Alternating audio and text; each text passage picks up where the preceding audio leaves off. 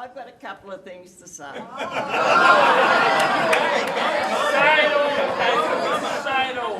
The first year he was born, I nearly committed suicide. I'm glad I didn't, because he's been a lovable boy ever since.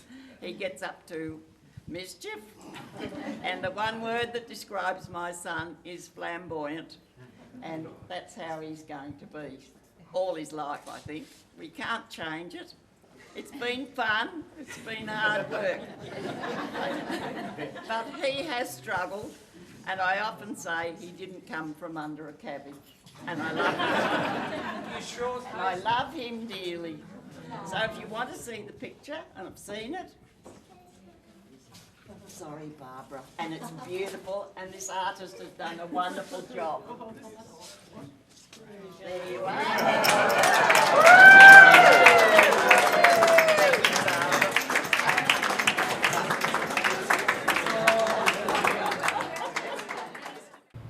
What? What's your name? Belinda Toll. What can you see, my friend? What can you see? Looking interesting. Magic.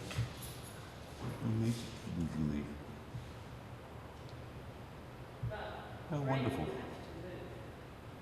What's wonderful? I'll move. It's just, oh well, it's not like one of those pieces that you need to stand way back from. It's one of those pieces that you're drawn into, inquire into, and Stick your arm just nose in someone's eye. it's gorgeous.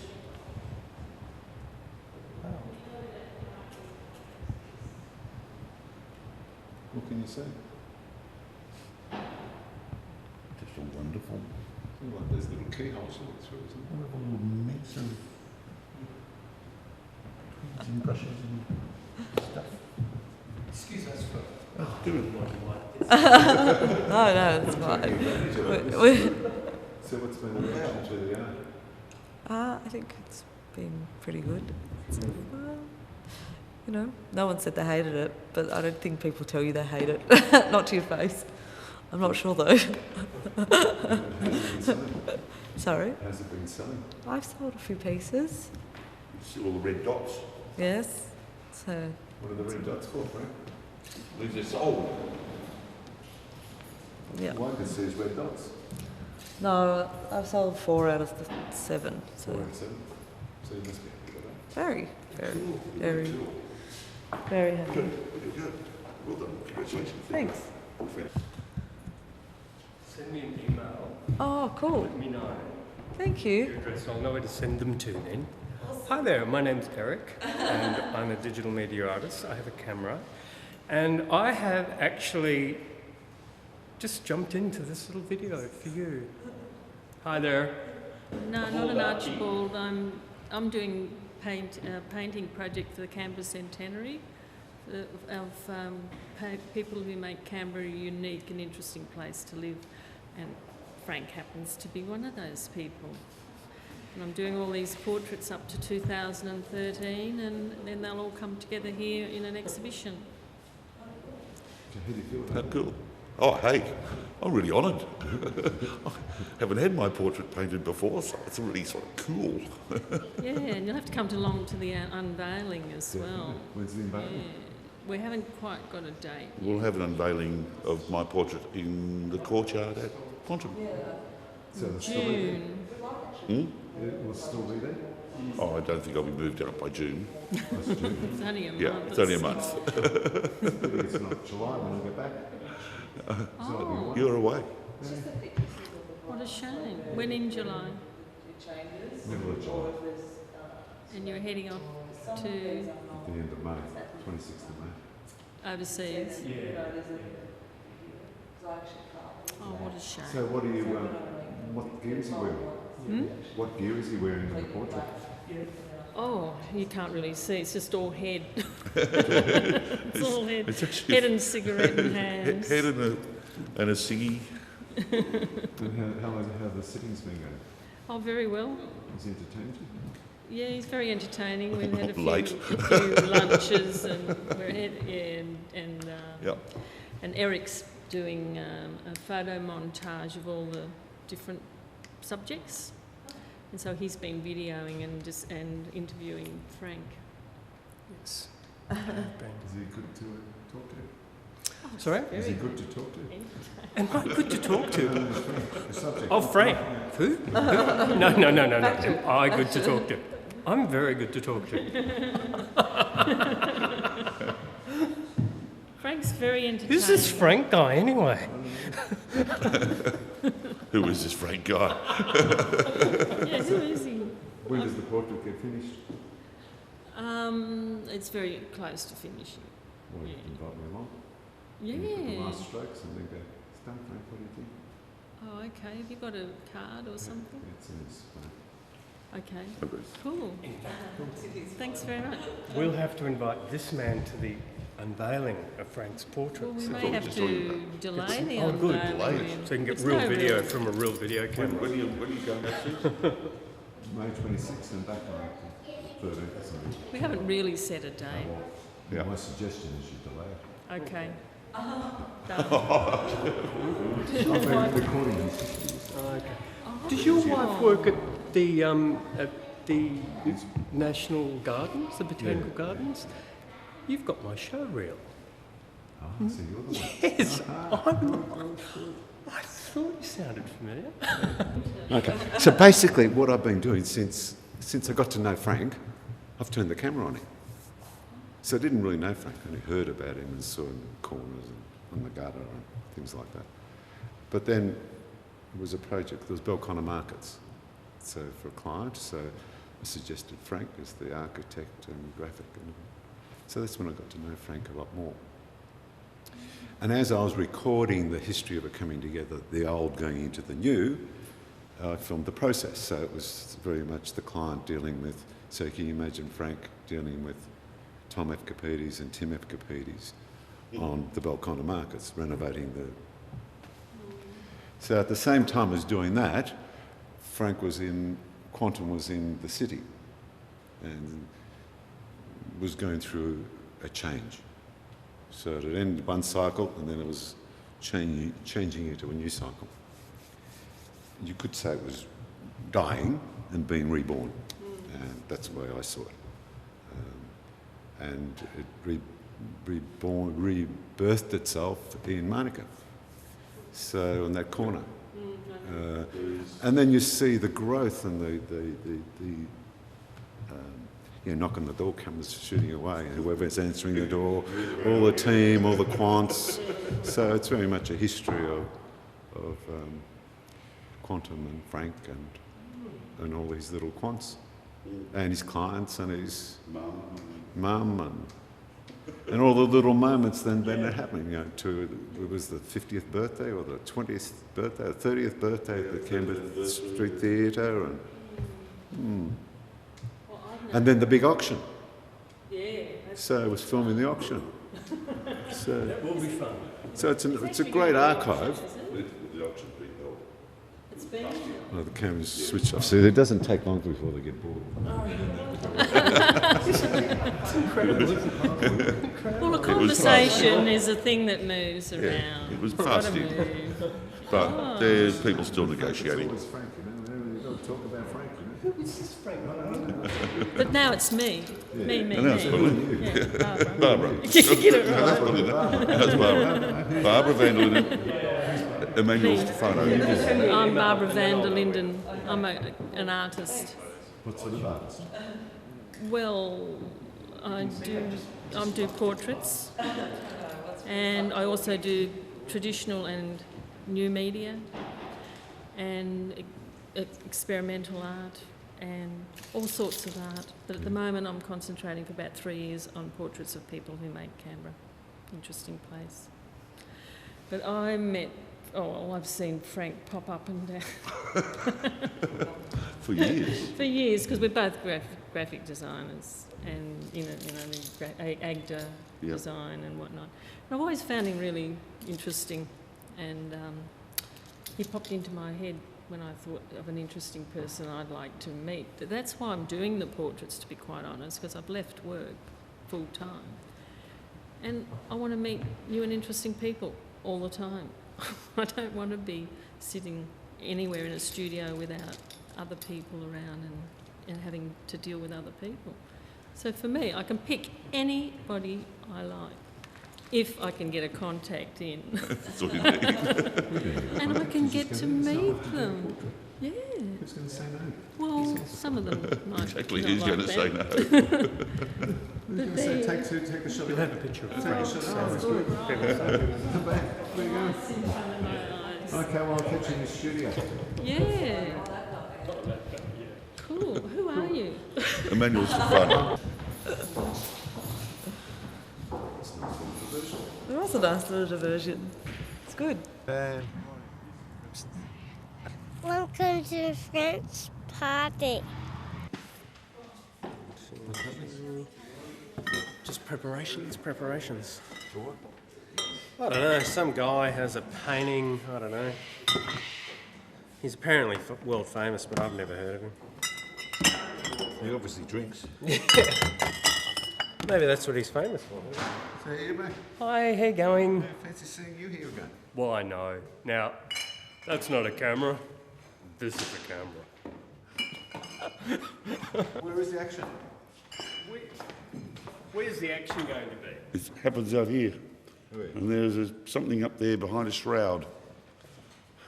This is Frank. Oh? The shroud. How are you? Oh, hello. This is strange. Where's Frank? Oh my God. Where's Frank? Let's have a Frank now. You have to think big. Hello. What's this? What are we doing tonight? We've got assorted canapes over there, vegetable crudities with horseradish and wasabi mayonnaise. We've got little duck rice paper wraps. We've got everything's made by us. And Who's sushi. Checker plate catering. Where's your logos? I don't have any here. You don't Ask have Frank, it's still on his computer. Is that your red Porsche out there? Yeah. What year is it, man? 84. 84. Ah, very good. That was the year, 2 years after they started putting the hydraulic. They look special, don't they? Yeah, bang for your dollar. Very cool. And so would that still So be you know slightly Frank? short wheelbase? Yeah. It was short. What do you know about it? So if Not you- too much, Not too much? but I'm supposed I'll find out tonight. Fiberglass too, so. Was it? Yeah, Yeah. like fiberglass box. Even with the What's the boss hydraulic doing? thing. How you going? What's the Good boss to doing? see you. Tell me about Frank. Yeah, he's doing really well. He's at Melbourne Uni, doing architecture. Is that right? Yeah. Is that where you met him? Just got a couple of stitches. Oh no, son. Frank's the name of my son. Is that right? So you got a Frank as a Frank's son? birthday man. Yeah, I sort of half know him too. Yeah. I know your wife from the National Government. So tell me about Frank. What do you know about him? Very little, Frank Arnold. Yeah, just that he's a character. He's been well known for a long time and loved the house. But yeah, but Exciting, isn't it? very affable sort of character. Who's this? Who we got here? Who is here? This is my granddaughter, Sienna. Oh, This is she's Frank's lovely. mummy. She's lovely, Emmanuel. Isn't she beautiful? Isn't she gorgeous? And I love the pink top. And look at her hair. Listen to the Yeah. hair. Cute. Oh, I love that. She loves you too, and she's got a matching ribbon in her hair. She's shy of the camera too. Is she? Oh, I know how she feels. So how you feeling, Mum? Well, I'm so proud of him. Yeah, I am. Special, huh? So I hear there's been a big fight over the portrait. Why? And I hear you won. I was going to win in the first place, wasn't I? He says I'm a determined little sod. How are you, darling? I'm good. Very good. You good? Yeah. You're looking good. You're looking $1 million. Look at this. That's very smart. Hey, Sienna. That's Sienna. Say hello. Oh, there's Frank. Oh, see Frank. Look, now, and the donation bowl is in here. There's a donation bowl. Well, what are we getting donations for? Well, this normally what happens at M16 is to support the gallery. They sell the wine, but it's a gold coin donation if people feel like it. And so we put a little bowl out there with a little sign. Hello. And yeah, hello Sienna. I'm the world famous Francois. So we just put a little bowl out, even though we're shouting everybody. But you know, some people throw some money, and that's cool. Don't you ever let a chance go by? Do you When it's thrown for the food, or the food's not worth it? Are we eating that carrot? Think of the carrot. Is it good? It's crunchy? Okay, let's go.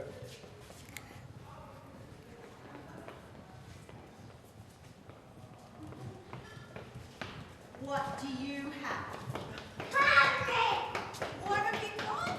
Carrot! Carrot? You love carrot. So Did tell you- me about Francois. Did you see Francois's mum? Yep. You did? Yep, you've got to introduce. Tell me about Francois. What a character. What a talent. I'm dying to see his portrait. So who's this? Hi. Hi, how are you? I'm good. So you're the painter or not? No, unfortunately, sorry. no, I'm not that important. You're not that important, not that you're the painter. Sorry about doing this too. Where's the painter? The portrait, have you actually seen it? The portrait, or you just bought it sight unseen? I've seen it. Yeah, and I've bought it. And he couldn't argue. Because you can't take your money with you. And I told him there's no pockets in a shroud. Is that what you told me? You can't take the money. So you're not going to sell it as an investment? Oh, I don't think I'd have any bidders. Denver. I was thinking Denver. How are we? Are you back again? Congratulations on all this. Right, cool. How are you?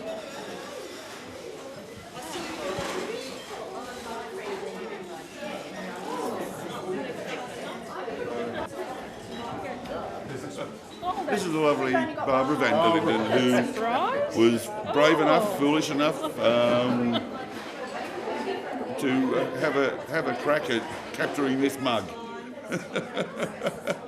And she's done a fabulous And I'm job. speechless. I'm speechless. Why are you speechless? Because is he video? Yeah, yes. So what's hiding behind over there? That's Why are you Frank. hiding it? That's Frank's hiding. Hiding behind. I'm behind a shroud. Wow. I'm hiding behind a shroud. And I believe it's been sold already.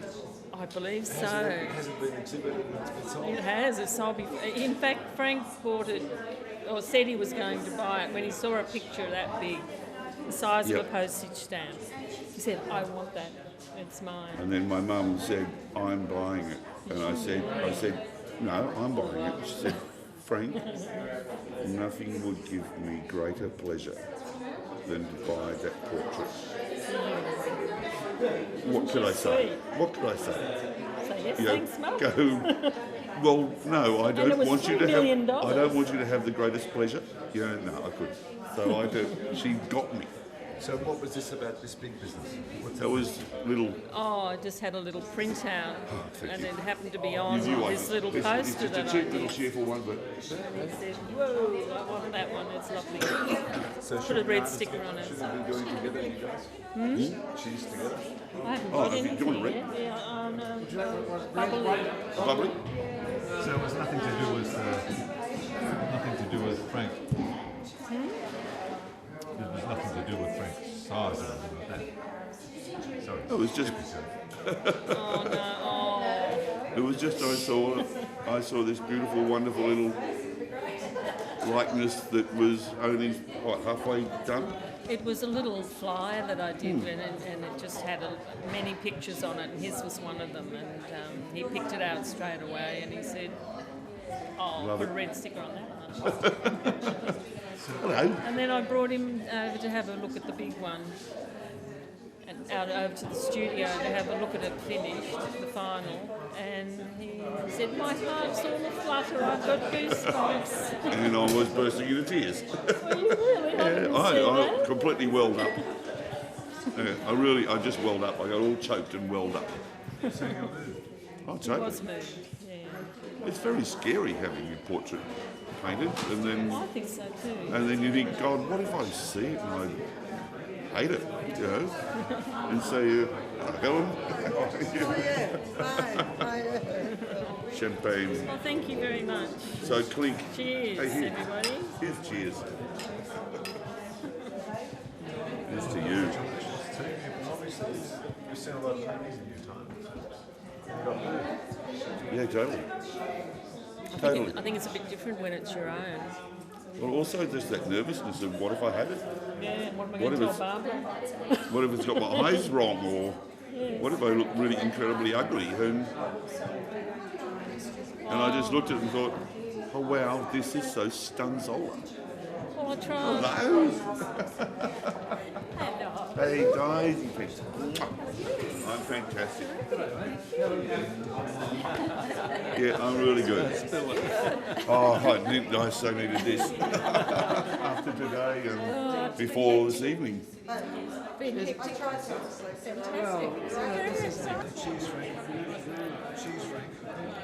She's your friend.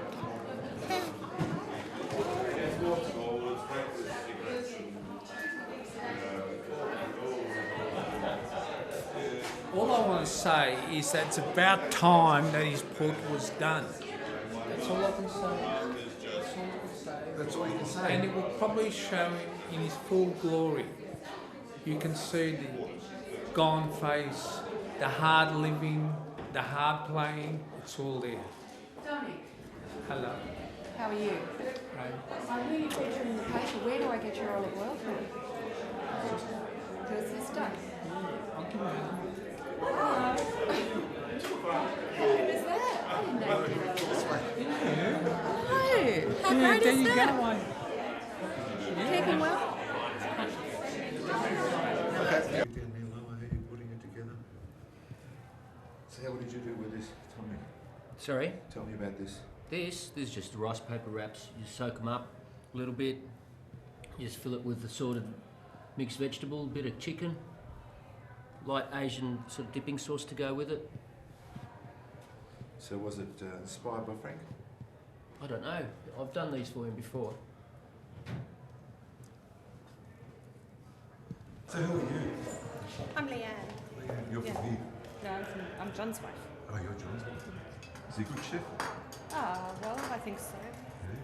What about Frank? Frank is adorable and I love him to death. You love it. What do you love about it? What part do you love? Just Frank. Just Frank. Just Frank. Let's go down to the studio. Studio. Let's look at it again. So, what do you do here? For menu. Tell me. Talk to me. Talk to me. What do you do? I'll show you. That 14. Yeah. But I'm running number out of 10, huh? steam. Welcome to my. It's pretty bare and This is the studio. This is where you spend time. I like it to be pretty minimalist. Don't You want too certainly much have, don't you? stuff around me. Who are you working on there? That's the traffic light windscreen man. scrubby fellow from Dixon. On the corner of Anthill and Northbourne. Oh, wow. That's beautiful, isn't it? He's lovely, he's gorgeous. He's got these most piercing eyes and I try to capture them. This the portraits today, starting from the first one. This is the first one. Yeah, that's Kat Thompson.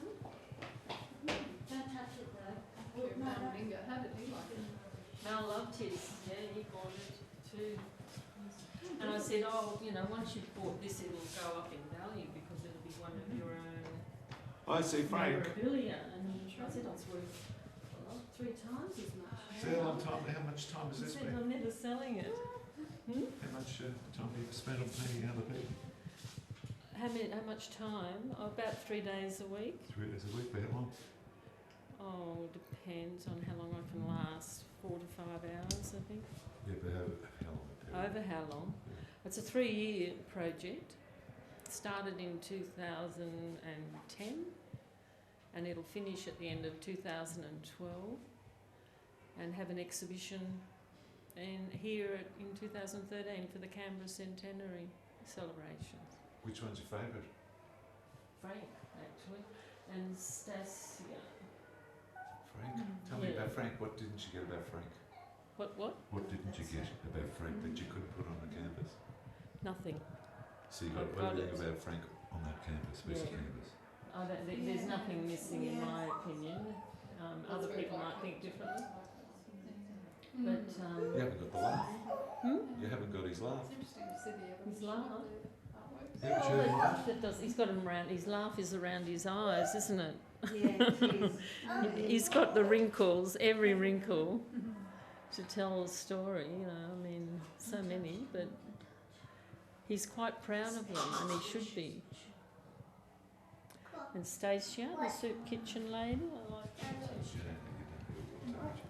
Are you Mummy? That's me. That one, that's the self-sex. Yeah. Still got the tattoo? Sir Dominic. No, it's all Mr. Charles? Is that Mr. Charles? No, that's Franco of Canberra. Okay. Yep. He's coming tonight, Franco. So they send the portraits? This person, Franco the hairdresser, and Sandra, and Dominic. Yeah. He's here, isn't he? Yeah. He's there. They're all coming tonight, and I think she's coming and she's coming. She's here, actually. I saw that. It's good luck. I think Stasia's coming. She's busy serving soup in Garima Place. She always is, isn't she? Yeah. No. So what did you think? You like this one the best? Which one do you like? Oh, you like the frog. I call that the lizard's eye. Oh, I like the lizard's Lizard's eye. eye. He's looking at you, Sienna. It's a lizard. Oh, I'd love one. Thank you very much. Yeah, that looks You really got one, very special. Oh, yummo. Thank you. Oh, I can't. Would you like No, one? thank you. I'll just Shall I carry it out and we can sit down and have it? Yeah. Because we... As a boys, we were always digging. That's it. What about the food? No. You don't like the food? No, my son is preparing that, you see. Tell me about Frank. Pardon? Tell me about Frank. Well, I know him for not very long time. I know him only for 10 years. But he's exceptionally dear friend of mine. He's a lovely fellow. And he's very capable. And he knows what is good. Not too expensive. This is the beauty. This is the beauty. And what about the chef? Unfortunately, this is my son. Is he expensive? I don't think so. I don't think so. Not as expensive now for his father, but he's very expensive for his wife. What about his mother? If the mother She's afraid. She doesn't want to talk to me. I think that's the boss, the big boss. Oh, darling, no. Dad'll tell me. Right. So you didn't bring the whole family? They're coming. They're coming. We're at the stage now we're actually two vehicles. Because no one else will travel with me. I bribed her. Tell me about Frank. Frank, he might grow up one day. It'd be a bit scary, wouldn't it? We don't want that to happen. No, because it's not going to. You want Frank to grow up one day? Pardon? You want Frank to grow up one day? No, I've grown up with him the way he is, so... What do you love about him? Oh, everything. His eccentricity. He's eccentric, isn't he? Yeah. What's eccentric about him? Just everything. You can't describe Frank. It's all in his hair. Oh, that's slowly gotten better over the years. Slowly. Pardon? You would have known him a long time. Since, well, Dad grew up with him, so...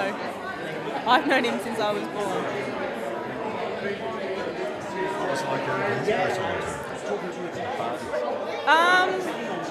It was always fun because we just run around and cause havoc. Can you do that tonight? No, not tonight. We went to. What's wrong? Give me a squeal, that's it. I want another squeal. Another squeal. Give me another one. Come on. Give me another one. You're not doing the up the ladder trick, you didn't. I'm not doing the keyhole one either. You remember Alistair, do you? Good, how are you? Yeah, I'm good. Gorgeous. Very good. Keep moving. Hello. Well, I've known Frank through Dominic Miko for years and years, but my most distinctive recollections are in the old backstage cafe at the back of Tower Theatre. It didn't last very long and it burnt down. And Frank is always one of those people who's pictured as being conned into doing things by other people, but he seems to get into plenty of mischief all by himself. And he designed the cover for the first Muse magazine that I ever brought out, and so I've been working with him. I mean, that's over 20 years ago, working with him ever since. I was very amused to see Barb, the artist, Van der Linden, saying in something that she sent out to us that in appearance he reminded her of Keith Richards from the Rolling Stones. So I'm very interested to look forward to the picture and see if it is anything like Keith Richards. Oh no, he was terrific. He's very flexible. He listens to you. He listens to you when you tell him what you want, and give him some of the ideas that are going through your mind. He'll go off and reflect on that. And he's got an amazingly varied background. So he took a classical, or that classical Greek, I suppose you might say, idea for the symbol of the muse. You know? And he's got a lot of ideas like that, and other ideas too. Australia's Most Wanted. We're not going on the movies, are we? Most Wanted for avoiding me. It's going on. It's going on Facebook. Frank and Honest? Or is it Frank Muir's look-alike? Yeah. Could be. I'm going to have a word to him about this Frank business, frankly. Oh, really? Quite bright, your lights. And you don't hear about them now, they're still around? Just another woman. Also been painted by the same I know. painter. No, Barbara Van der Linden painting her picture as well. All of them. She's on the project. Didn't you know about it? She's got 13 to go. Who did she paint? She paint this way? This and that. No. Because I can do. Hello. Oh, it is a wonderful experience and thoroughly enjoyable. And working with Barb was an absolute delight. Yes. She did. Yes, absolutely. She did 4 of us at the same time, and captured all of the personalities for each of us. So we were all lined up in a row? We were. Yes, when we were unveiled, one at a time. Beautifully done. Yes. What did it feel like? When you saw it? Someone said it was confronting, but I actually thoroughly enjoyed it. It's nice to see yourself from someone else's perspective. Very exciting. Right.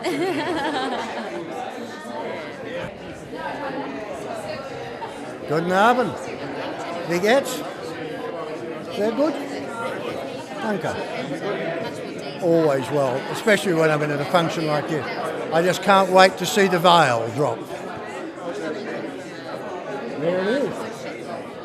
And when it drops, I'll say, "Oh my God, who is it?" How long? Oh, 20 years? 20 years plus, yeah. And he hasn't changed in that time. He's still Frank. And tonight I'm disappointed though. I thought he would have had his red velvet suit tonight. He's a little bit dressed down. But I'm sure the night will continue to live. How did you possibly capture Frank and put him on canvas? Say again? How could you capture Frank and put him on a canvas? With great difficulty, and that's why I think that I wait with bated breath to see the result. And the artist will have to congratulate to even getting to sit still enough to be able to get him on canvas. So we'll all wait. And now I'll step for a glass of wine. Please do. Tell me about the wine.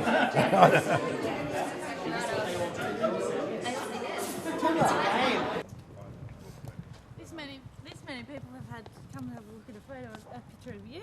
Pretty lucky, Frank. Those were the words. Oh, this is my mistress. Your dream mistress. I'm dreaming. Yeah. This is the gorgeous Moggy Morgan. I am apparently her sort of godfather. Oh my God. She did try to get him to adopt her. Yeah, she wanted me to adopt. She's still working on it. I think the house is a good bone. But I just hope her parents outlive me. Frank, I'm over 18, so... Who has been lost to the world for years. Oh, God. You are so gorgeous, and it's so lovely to see you. Wow. Hi, hello. Oh, yeah. It's all happening. How are you doing? So where are we? I'm nervous as all hell. How are you, brother? I am fantastic. Just about as You're not even painting anything. No. You're the paintee. I'm the paintee. Hey, Mr. Kennedy. Hello. Just happen to be in the neighbourhood. Hanging out around children's primary schools. Should be ashamed of yourself. Hello, Rob. How are you?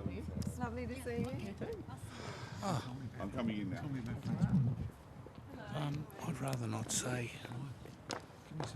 Oh, I don't know anything. I think he's a perfect gentleman.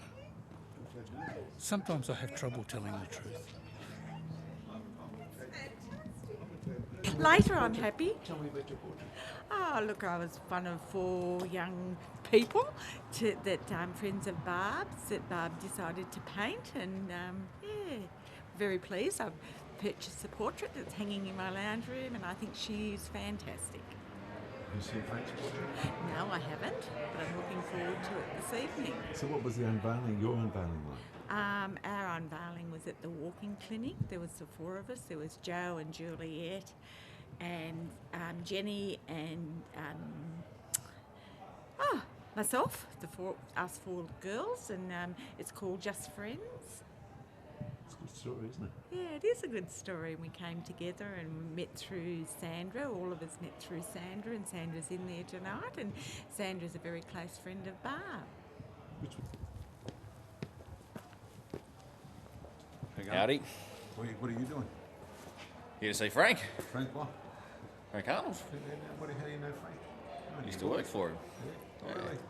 Huh. What was he like to work with? Terrible. Terrible man. How are you? And what about you? Do you work with Frank too? No. I'm a guest. You're a guest, so why are you here? Well, I've been friends with Frank a long time. And you had a portrait, did you? Yes, I did. What was it like? Very good. Thank you.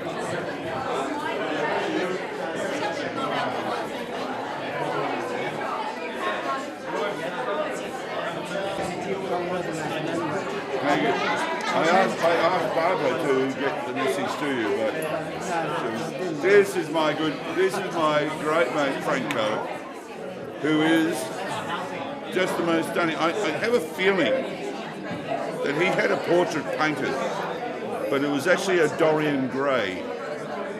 And I think the portrait is aging, but he is not. It's a very good compliment. Thank you. Okay, that's fine. He doesn't remember me. Because I upstairs when I was at Tosselina. Hello. It's a long time ago. I'm sort of trying to move to the left. Sorry? She's another co-portraitee. Are you? Yeah. Oh, wow. Congratulations. Have you had yours done, or? Yes.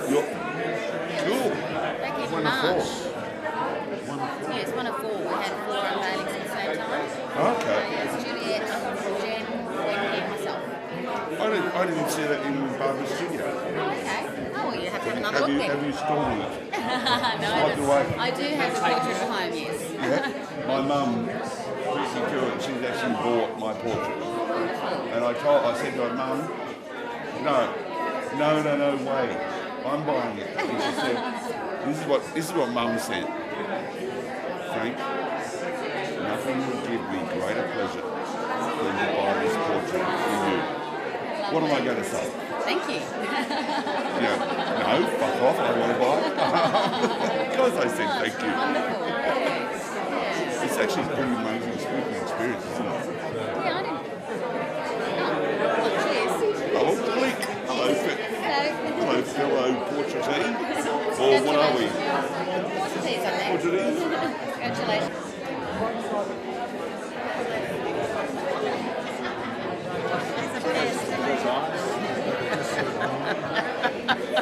Someone's been talking about you. He's a pest. He's a pest. What's Mum like? What's Mum? Yeah. Which Frank's Mum? mum. Frank's Mum. She's awesome. Yeah, what's awesome about it? She's just an all-round lovely person. Not a mean bone in her body unless you get on her bad side and then you're in deep. Yeah, well, I've got on the bad side.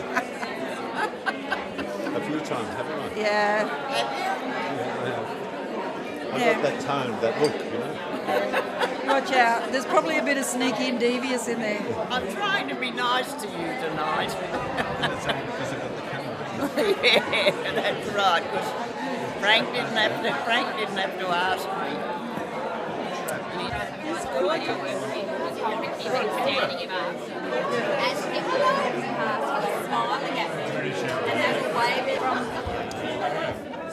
Yeah. 19.3 FM. That's right. From Sylvia. Sylvia Stern. She's radio station. I'm meeting with her next Wednesday. I'm going to paint her. I'm meeting her Wednesday, and I'm going to do some sketches while she's working. What about the other one, Helen? I know, I thought I've been thinking about that, but I've got a lot of women and I'm a bit short on the men at the moment. So give me a big smile and I might do you. No, I've actually got quite a long list. It's a bit daunting. I'm running out of steam. I need a holiday to recuperate and get started again.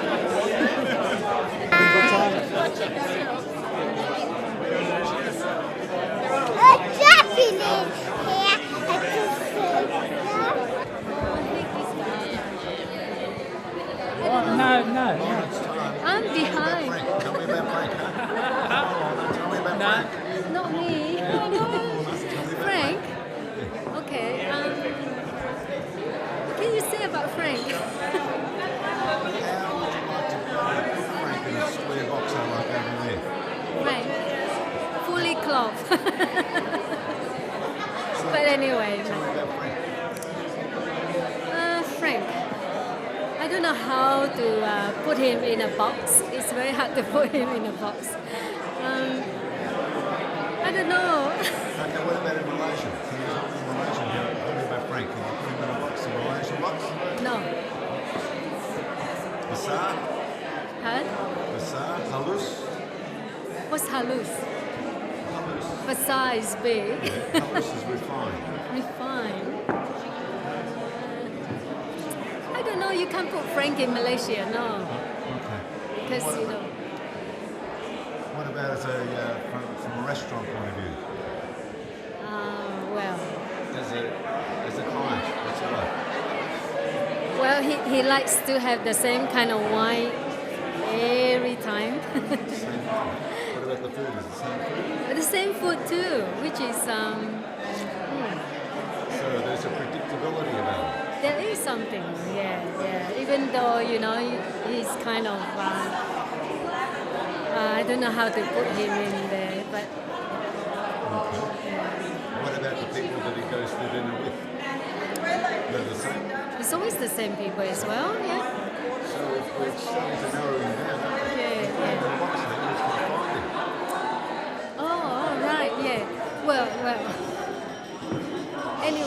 we'll talk about it. Oops, sorry.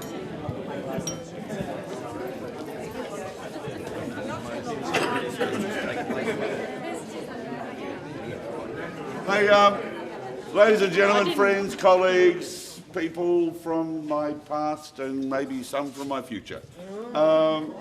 We're actually going to get proceedings rolling now. Not so we can save on booze, just so we can, make it easy for you to keep your Friday night going as long as you want. I'd like to introduce you to the lovely Barbara van der Linden, who has taken on the most extraordinary project to celebrate Canberra's centenary. This ridiculously courageous woman is going to paint 25 portraits of Canberra icons. Now,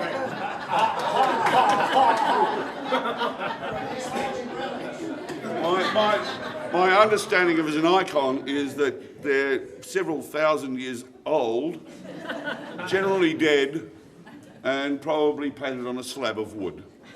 I think said she's unique and interesting people. unique and interesting people suits me down to the ground, but to actually constrain people like us to sit and be sketched and to be painted, and to do 25 of us over the next 2 years is an extraordinary thing to take on. I commend her. It was the most amazing experience for me, and I'd like Barbara to talk about her project. I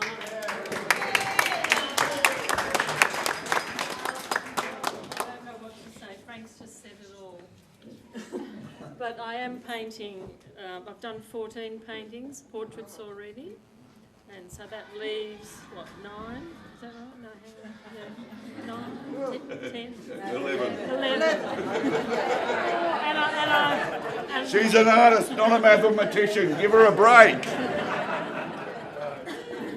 It's a wonderful experience. I get to meet lots of new and interesting people, and that is actually the driving force behind it for me as an artist.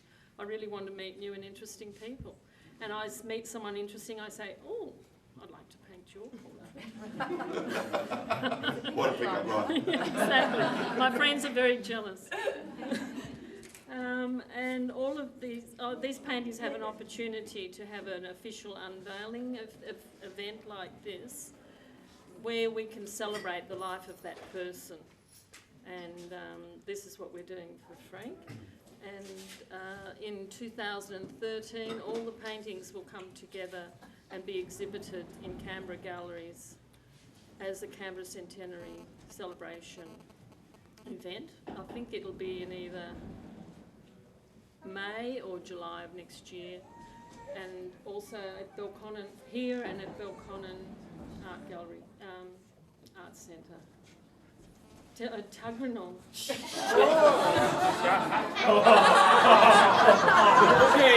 oh, come on. Where? Way down south. Really helping me and driving me along on this project. Yeah. Sorry. Faux pas. Take 2, cut. Very supporting, and I've also painted Dominic's portrait as well.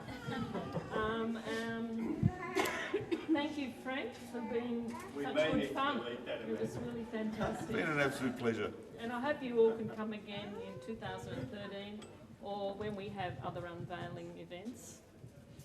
Just say, I've got a mailing list for you. yeah. There you go. All right, Frank's got the mailing list, we'll send it out. Over to Steve. Stephen. Okay. So what I decided to do was, it's about Barbara said celebrating my life. And I thought, well, I guess I want to do an obituary. That would be a bit That's all right, long. Frank, no worries. I intend living until 2013 because I want to see this thing, this exhibition. So I've actually asked 4 people from sort of different parts of my life to say a few words. We have a bullshit button over there, so if they go past 5 minutes, They will be bullshitted. So this is my good friend Stephen. We shared a house together. We've known each other through the industry, modelling, whatever, and through the Rat Pack. And so I asked Stephen to be number one. Thank you. Thanks, Stephen. Thank you. Well, actually, I'm going to be double-hatted this evening. My twin, well, actually, she's born in a different year, but Jo Spencer was also invited to speak this evening. Unfortunately, her mother-in-law is in critical care in hospital in Sydney. She can't be here, but she would like me to kick off with what she's penned. So let me read from my twin. With love from Jo. I can't think of a better person to be included in an exhibition of Canberra's icons. How many Francoises can you say you know in a lifetime? I think only one. For over 30 years, Frank has brought colour and life and brilliant ideas to countless Canberra clients and charities and to all his friends. He's contributed hugely to Canberra and has achieved some fantastic things. I consider myself incredibly lucky to have worked out and partied and shared great friendship with the best of Francois for the last 20 of those years. Who else can blindingly outshine a girl at a black tie evening? Who else can smoke 10 cigarettes at once in the most creative and public way? Who else could get away with that licorice all sorts lycra? I send my love and congratulations to you, Francois. I wish I could be there tonight, but please know I have a big smile on my face as I revisit 20 years of fabulous Francois memories. You've earned iconic status, and I hope you love your portrait and have a wonderful night. Jo Spencer. So I'll put the other hat on as myself, as the other twin. And I was thinking what to say, and it was a little difficult, and I thought I'd do an impromptu, but at the last moment over a coffee this afternoon, I did write something out. I don't think you're going to have to hit the bullshit button, which actually I gave to Frank, because I'm not going to go over 2 minutes. Oh, okay. All right, thank you. It's my warning. I didn't do it. That's okay, Timo, thank you. Iconic Francois. Well, I'm so pleased to tell you all about the man behind the painting, or should I say, icon. I've known Frank for just over 25 years, first as a client, then as a friend. We've shared a house, affectionately known as Cottage Maralinga, sorry. Actually, it was at Hopetoun Circuit, when Frank used to start his day each morning with 2 Tim Tams and a glass of Lucozade. But what that's okay. But what of this man? I've decided to choose few words as Frank stands out from the crowd. But let me share my words tonight. Perhaps you can see them in the painting. Some obvious, others not. Caring, compassionate, funny, creative, left field. Party man, cheeky, adventurous, irreverent, deep, sensitive, and a truly solid friend. Loyal as. So I invite you all to try to find these observations that I have penned in the painting of this evening. And thanks to Barbara, and thanks to all of you. Well done, Stephen. Thank you, Stephen. Oh, I'm going to end up blubbering, aren't I? God. Peter, this is my good friend Peter De Decker, who is the head of the Discipline of Design at the University of Canberra. He knows me from my work with the institution, with students, and with the Design Institute. Thank you, Peter. I have to say that Francois and I go back for more years than I care to admit to. In fact, I had an interview at Quantum Ideas Bureau on the 21st of March 1983. Oh shit, we didn't employ you?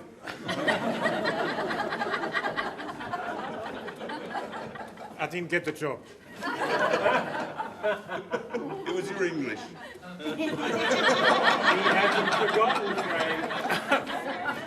He remembered. He's a graphic designer, Frank. I remember. Anyway, Francois asked me to talk about his educational career in the ACT. So this is how it came about. While I was involved with the environmental design area at CRT, it was traditional to invite a designer of good repute and renown to open our students' end-of-year exhibition. Oh, yeah. They weren't allowed.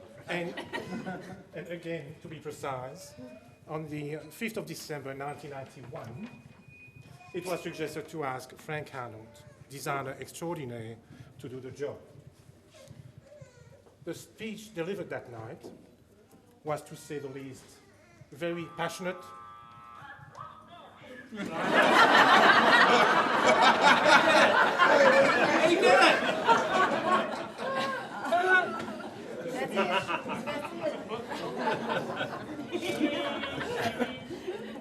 The speech was very passionate and very memorable. Of course, Frank was his true self. He gave a very colourful delivery, full of many politically dubious references, tinged with sexual undertone. Many parents and members of the community were taken aback. Teachers didn't know where to look, but the students were enraptured and clung to every word. Frank had motivated these young people to look at the life of a designer as an exhilarating, inspirational, joyful career, which not only could fulfill their own life, but improve the lives of those around them. Students have been asking for Frank ever since. I must confess, we had considerable grumblings that year from the officialdom, but because of the positive reaction from the students, I realized Frank would be a motivational tutor, and against my better judgment, invited him to guest lecture the final year students. This has been so successful that I have not let him off the hook to this very day. He is creating havoc right now with the interior design students at the University of Canberra. Frank has instant rapport with students. They seem to be on the same wavelength. His passion is infectious, and he's able to open their minds and push their creativity to the limit, bringing out the best of each and every one of them. He draws them out of the ordinary and mundane into the spectacular. Frank's, I'm becoming emotional. I'm doing the same. I've got a hanky. Frank's classroom techniques may be unusual and controversial, but nonetheless, they are based on mutual respect and honesty. He makes design fun and exciting. Equal enjoyment can be derived by designing an humble down part or a large, complex community project. His enthusiasm and ambition are intoxicating, and his audience is captivated. Through his exemplary knowledge and wide experience of the design disciplines, he gives positive, constructive criticism. He may be strict, but he's always fair. He advocates the relevance of clients' relationships and good practice, and his students love him for it. Francois, let's say, certainly can be loud, controversial, and eccentric, and you all agree with me. But he unselfishly gives of himself, and together with his wild enthusiasm, how can one help but love and respect him?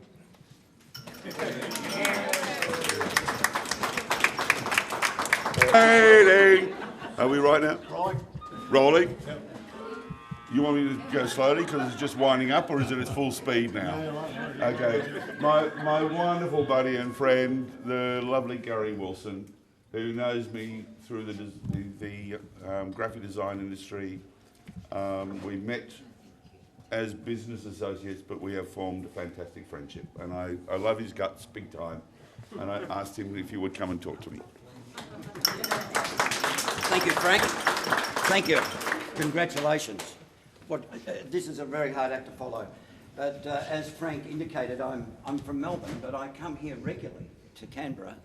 And some years ago, I decided that travelling by my motorcar, driving up, was the best way to go because I could leave late in the afternoon from my office in South Melbourne, stay overnight at the Three Amigos in Canberra and have a slice of chocolate cake and a medium sort of to rotten steak, and then continue on into Canberra early the next morning. But it also gives me the opportunity of indulging one of my greatest passions. I'm a child of the 60s. In 1968, I suddenly found myself in San Francisco and at Woodstock and never came home for 18 years. It was the musical, I feel sorry for anybody not of age in the 60s, because musically it was the greatest. Musically, I think it was the greatest time of all. So when Frank sprung this on me, I thought, what will I do? So I stopped in Yass. What a wonderful place. So I sat outside a horrible cafe drinking a terrible cafe latte, and I took the napkin from the coffee thing, and I thought I should really, put something together. So in that motor car, one of the reasons I do drive is it gives me a chance to listen to all these CDs of great 60s music. And I particularly like the song Charlene sings it, and it's called I've Never Been to Me. It's, for those of you that are interested, it's track 2 on disc 1 of Priscilla, Queen of the Desert, the musical. And we are at Art Space M16. Oh no, it's right. So anyway, to quote a line, and I thought this was most appropriate for Frank, to quote a line from that song, Charlene singing I've Never Been to Me, she says, well, she actually says she, but so he moves like Harlow in Monte Carlo, and he showed him what he's got. That's Frank. That's Frank. Believe me, I've seen it and nearly fucking fainted.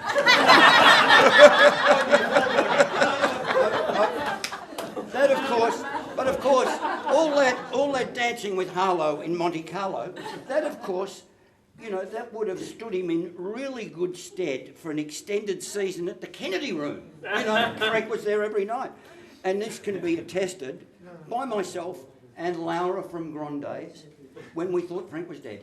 We really did think he was dead, but he wasn't. He was in bed with 2 blondes. And I only know that because I saw a lady's handbag beside the bed and 6 feet sticking out. Anyway. But, Laura has become our constant provider of food on Thursday, Friday and Saturday, and I suspect the rest of the week when I'm not here. But tonight, really, is not only about Frank, but it's also about the painter, I think, Barbara van der Linden. Yeah. Now, as you've probably already figured out, I'm no Edmund Capon. Good. But the portrait, I think Barbara has definitely captured the true character of one of the most generous, quirky people I have ever met in my life. And Frank and Thank you. Thank you, Gary. I was actually only in bed with one of the women, the other was on the living room couch. No,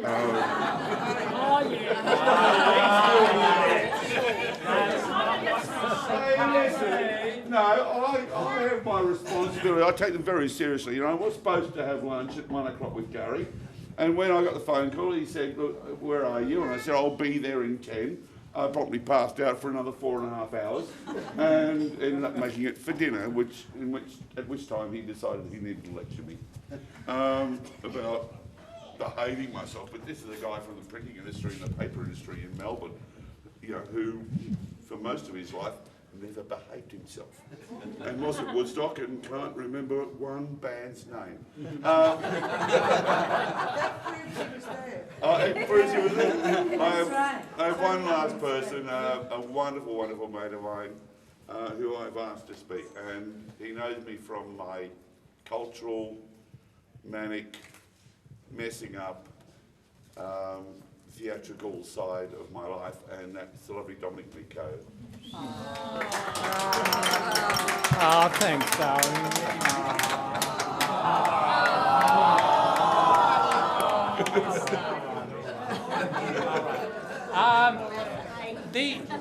Timo, the 5 minutes starts now. Get that button ready. Hang on, you never hugged me.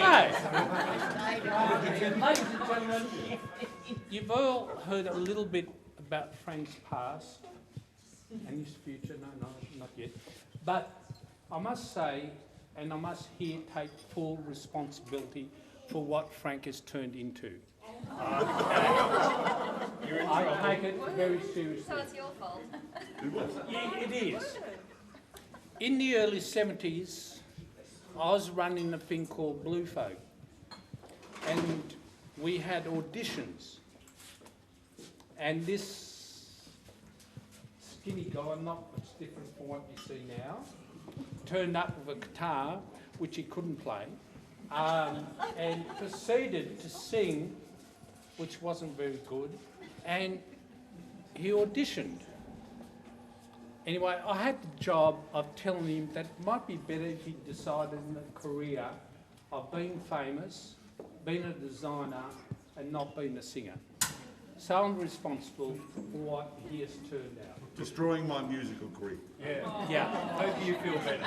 Yeah. But look what he's turned into. He's turned into the famous Francois.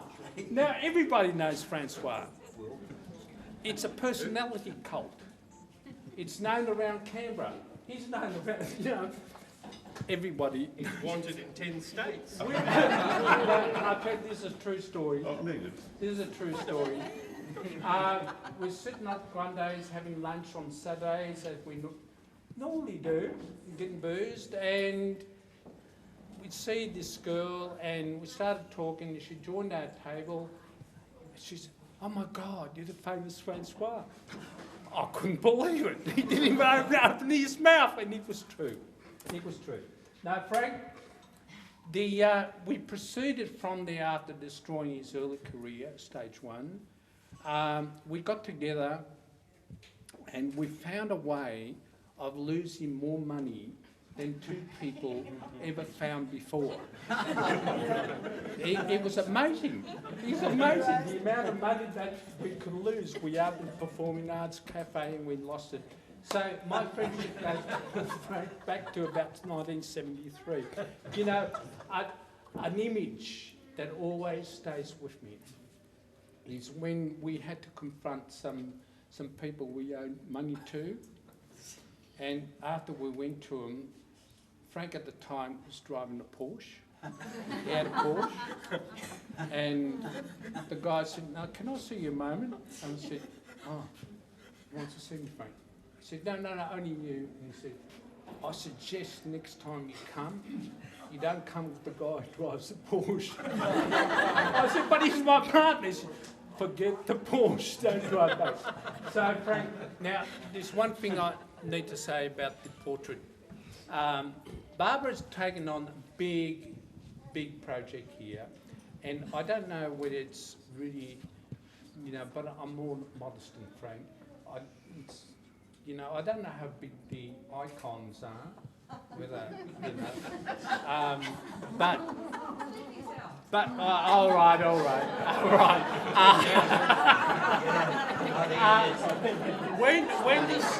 When the centenary comes along, we're going to be celebrating a lot of things.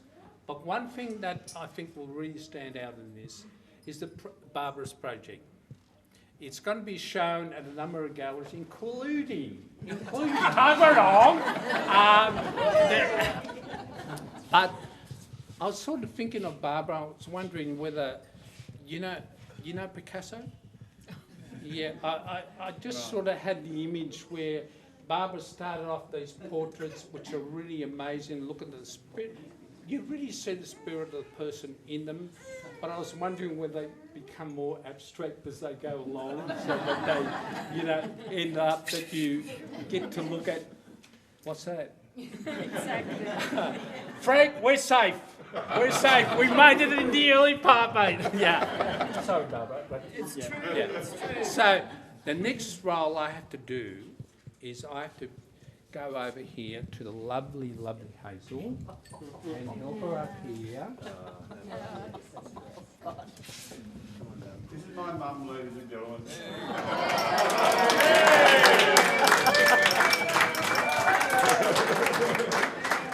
And my mum brought me into this world. She can unveil me.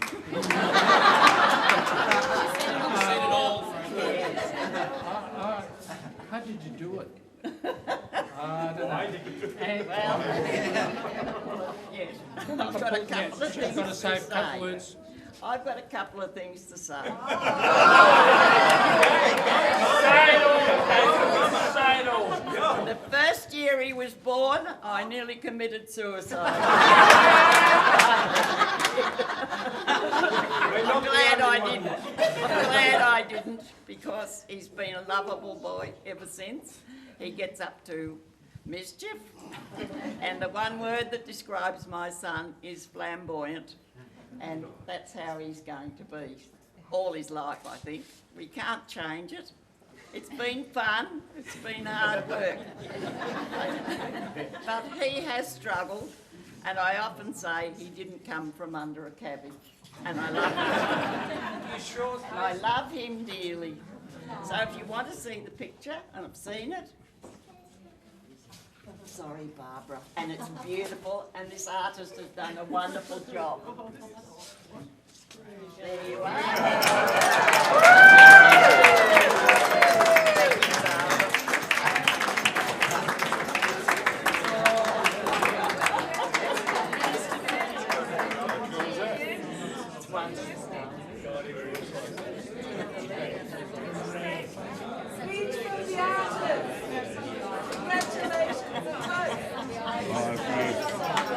The portrait gallery.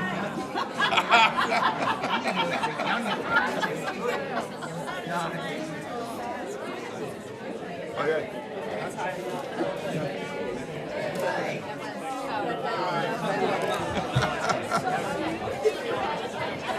Cheers.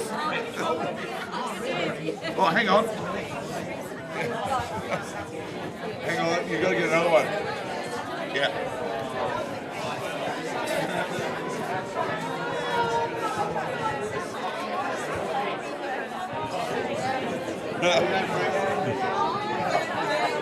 If I could just have you. Hello.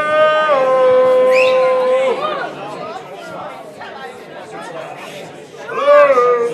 If I could just have your attention for one second, I am so flattered to have been asked. It is an amazing. It's an amazing experience getting your portrait painted, especially when you are selected to have it painted. It's incredibly, you get nervous, you get tingly. When I saw this for the first time in Barbara's studio, I welled up. I was going to burst into tears. I'm so wrapped in it.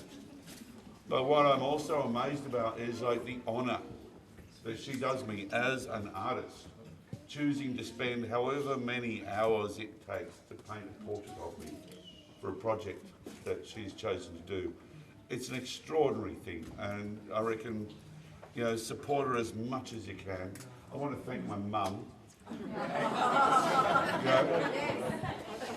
The bugger has gone and beaten me to buy it. And I told her, I said, no, Mum, I'm buying it. And she said, no. And this is what mums do to you. She said, Frank, it would give me the greatest degree of pleasure if I could buy this portrait for you.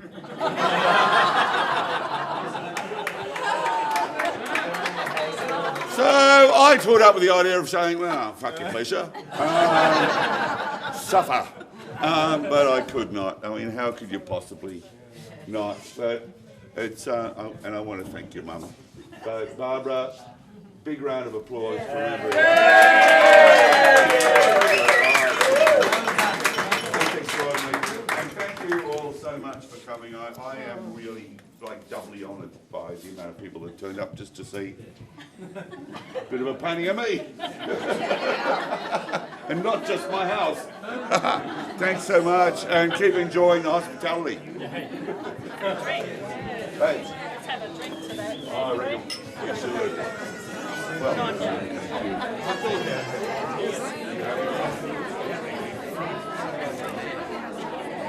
You're amazing. Congratulations. I'm Barbara's brother. You don't have to do it. My little brother. You're little brother. It's fantastic. Fantastic, mate. That was really interesting. What did you think? Oh, I love it. It is him. It is him. It's sensational, isn't it? It is, yeah. Well, what about the dummy? I did nearly commit suicide the first year he was born. He was a bugger of a kid. What was it so difficult? Oh, he cried, What was it about? He cried all the time? He slept hard of the day and then he didn't want to sleep all night. He had us up all night. Did he have a pacifier? Eh? Did he have a pacifier? Yeah, he threw it in the fire.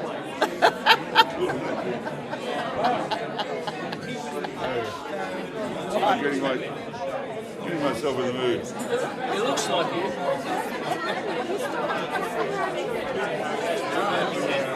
Right now, which one's your dad? Which one's the real Frank? Oh, thank you, darling. That's okay.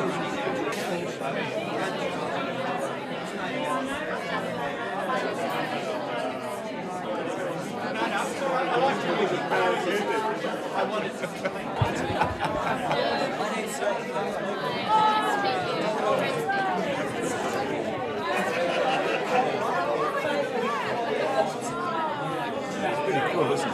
It's pretty cool. I fucking love it. I absolutely love it. So hasn't got your Waiting for him to finish. Sorry? Waiting for him to finish. Oh, so the light. Hasn't got your Can you hold the light off so we can? Comes from his great-grandmother, Sybil, Alexandra Sybil, and she exhibited in the London Art Gallery. And Frank has 2 paintings of hers in his house upstairs in the lounge. She had fits. She was a bit of a woman. The police returned her home one night. She went to the London Art Gallery and wanted to get her paintings all back. And she couldn't get in, so she created a bit of a stir and they took her home. She died later on, after Mum and Dad left England. She had a fit and fell into an open fire and was burnt badly. So that's what happened to her. Mum met my father and she went out with him because he had a motorbike. And she and Dad migrated from England in 1928 with a baby girl and a little baby boy. Before they reached Cape Town, the little boy died of seasickness. And they got to Melbourne, and as their stuff was being unloaded from the boat in Melbourne, one of the crates fell out and smashed on the wharf, and it got kicked into the sea, and they didn't keep it. They went to Melbourne to stay with Mum's brother, who had a job for them. By the time he got there was no job. So he went down the Mount, Dad went down the Mount Lyell mine, and Mum went cleaning houses. And then they came back, Dad came across to the mainland, and he got work at Mittagong in the railway yard, and they lived in a tent there for 6 months. Then they came to Queanbeyan, and Dad got work at the railway there, and they lived in a 2-storey corrugated iron hut. Downstairs was full of rats and dirt and everything else. And Mum had a baby girl in 1929, lived 4 hours. We find out after Mum died. Her grave was washed away in the Queanbeyan Cemetery in the big floods. Then I was born in 1932, and my mother carried me around in a shoebox on cotton wool for 3 or 4 months. She took me up to the church to get me christened, and she didn't have 2 shillings for the minister. So she walked home, got across the Queanbeyan Bridge. There's a little church just down to the right-hand side. And she stopped and sat on the wall and was crying her eyes out, and the minister asked her, what she was doing, what she was crying for, and she said, I haven't got 2 shillings for the baby to be christened. So he said, come on in and I'll christen her for Nix. So I'm a Methodist.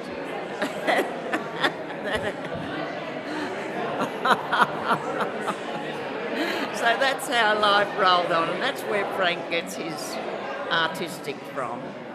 And I really did mean it. I nearly did commit suicide the first year he was born. He was a big... Well, not only got his artistic from it, he also got something else.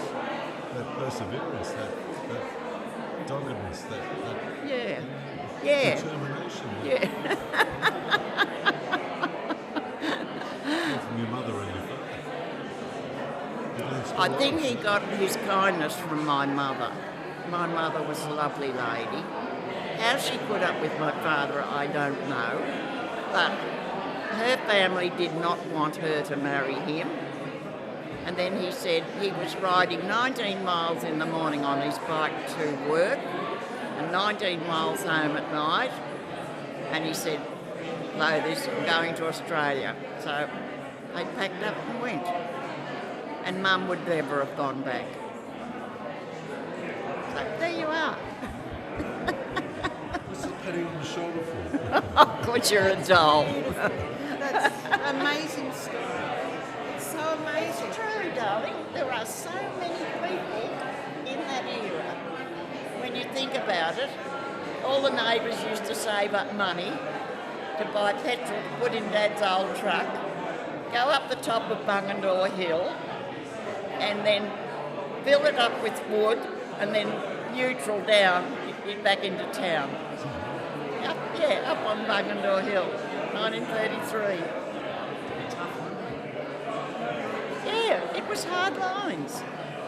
But then what I'm saying is that I said Hazel has to say this because future generations, our grandchildren and our great-grandchildren, need to know that it wasn't always easy, you know? Well, Frank said to me the other day, I wish I'd had a brother. And I said, well, I miscarried with the first child, and it was a little boy, but I was in a farmhouse on my own out at Ginninderra, and I miscarried. It was a little baby boy, but it was dead. So it happened. And then I thought about it afterwards. Marion was born in 1960, and there were 2 afterbirths, and they couldn't explain it. So it's really funny. It's life. It's It's a strange thing to happen. It happened. We're so glad that you had Frank. I'm glad I didn't commit suicide. Yeah, absolutely. Yeah. You didn't kill him, you know? Well, was I me or him? Oh my God! Oh, darling, you're lovely. I'm glad you both survived. I love you, Hazel. Hazel, sorry, do you mind me interrupting? Sorry, Miguel. Hazel, this is Sandra. Lovely to meet you, Hazel. Sandra wanted to have a chat to you and to show you. Have you seen these bookmarks? Have you Did got a get one of bookmark? these? No. Look at No. this. You need one. Look at that with Frank on Oh, the they're bookmark. brilliant. Yeah, have one of those. Wow. They're great. Yeah, and they're stunning. No, we were just talking about Frank. I mean, I'm a local from Canberra. I mean, I went to school here. Can't say I was born here. So when did you guys come to Canberra? 1936. Oh, say no more. It's a while I'm ago. just going to get one of those 50-year memberships. I came in Yeah. 1986, 50 years later. From the citizenship. From the citizenship thing. I've got the form in my bag. So where were you originally? When you first came? When we first came, we came into Bialigo Plant Farm, where Mr. Cleary is.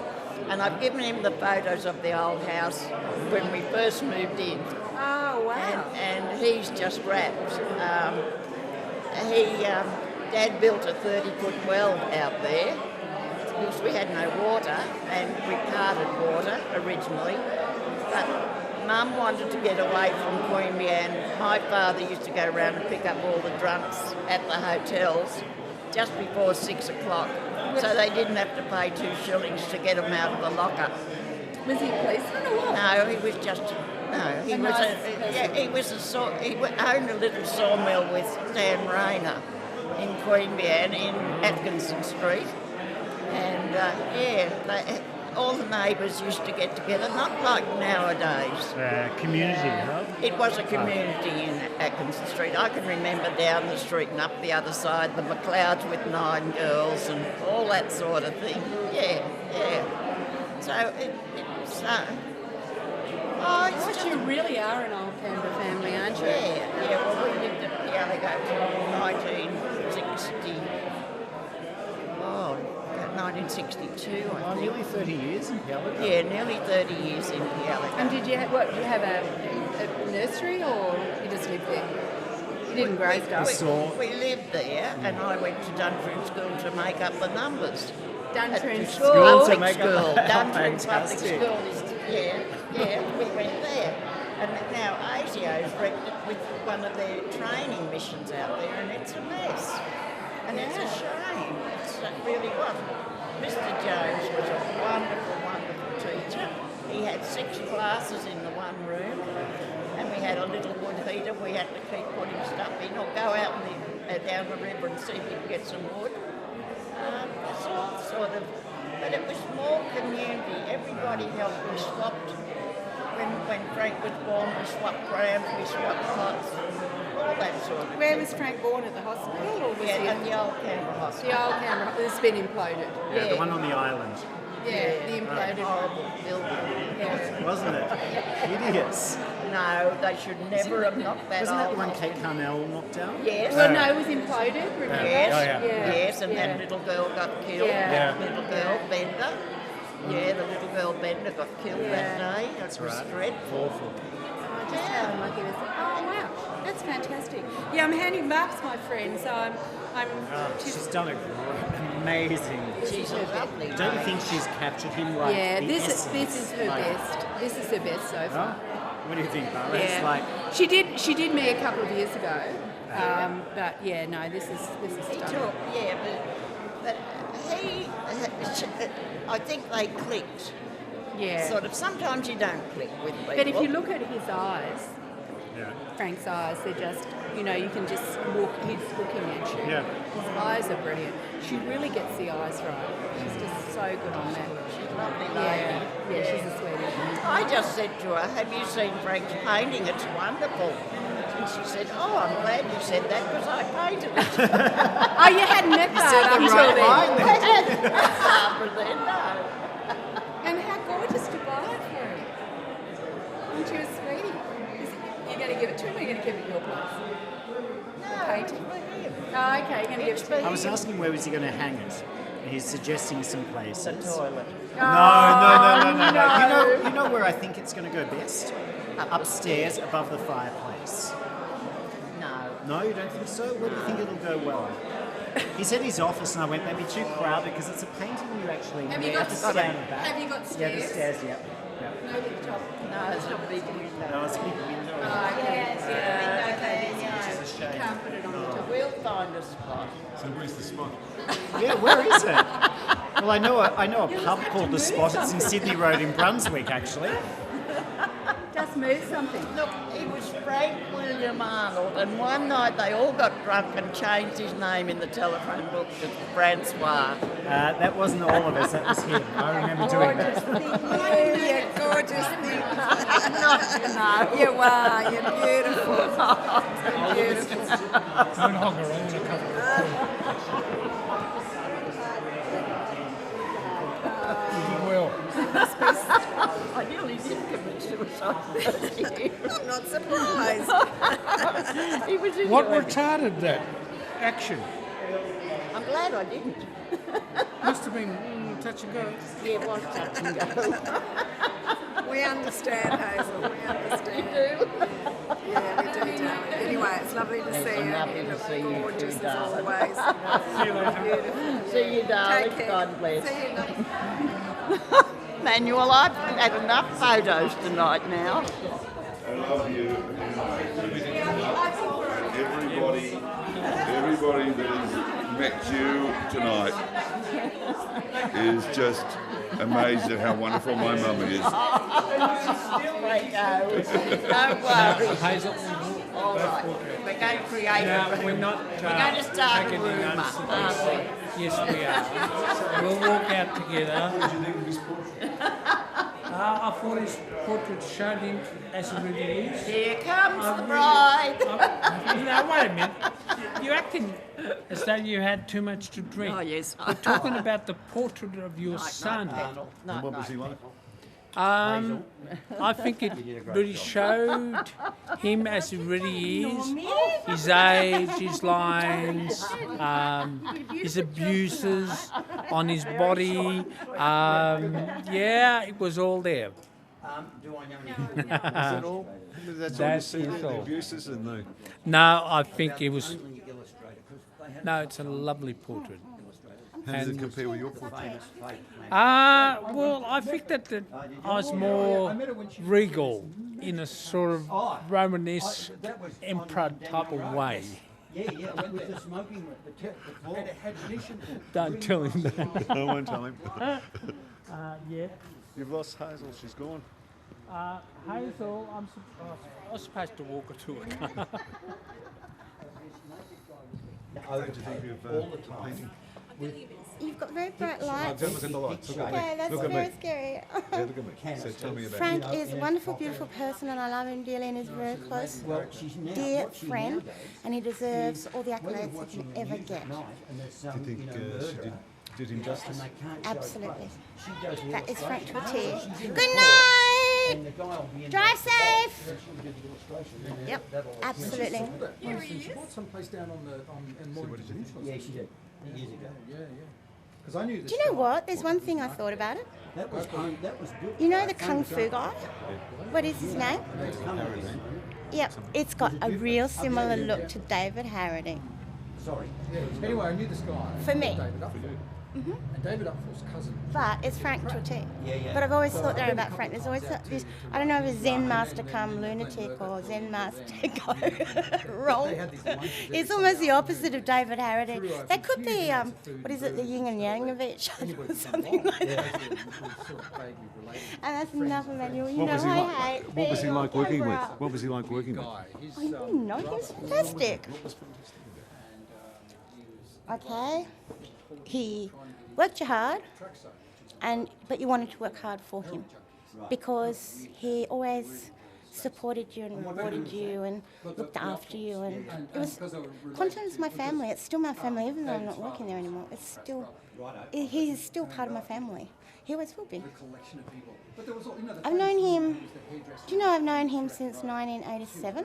Oh, yeah, she's still there. And he taught me at TAFE, and we went, didn't well, like a relationship going out, but we used to go out on the town and do stuff together.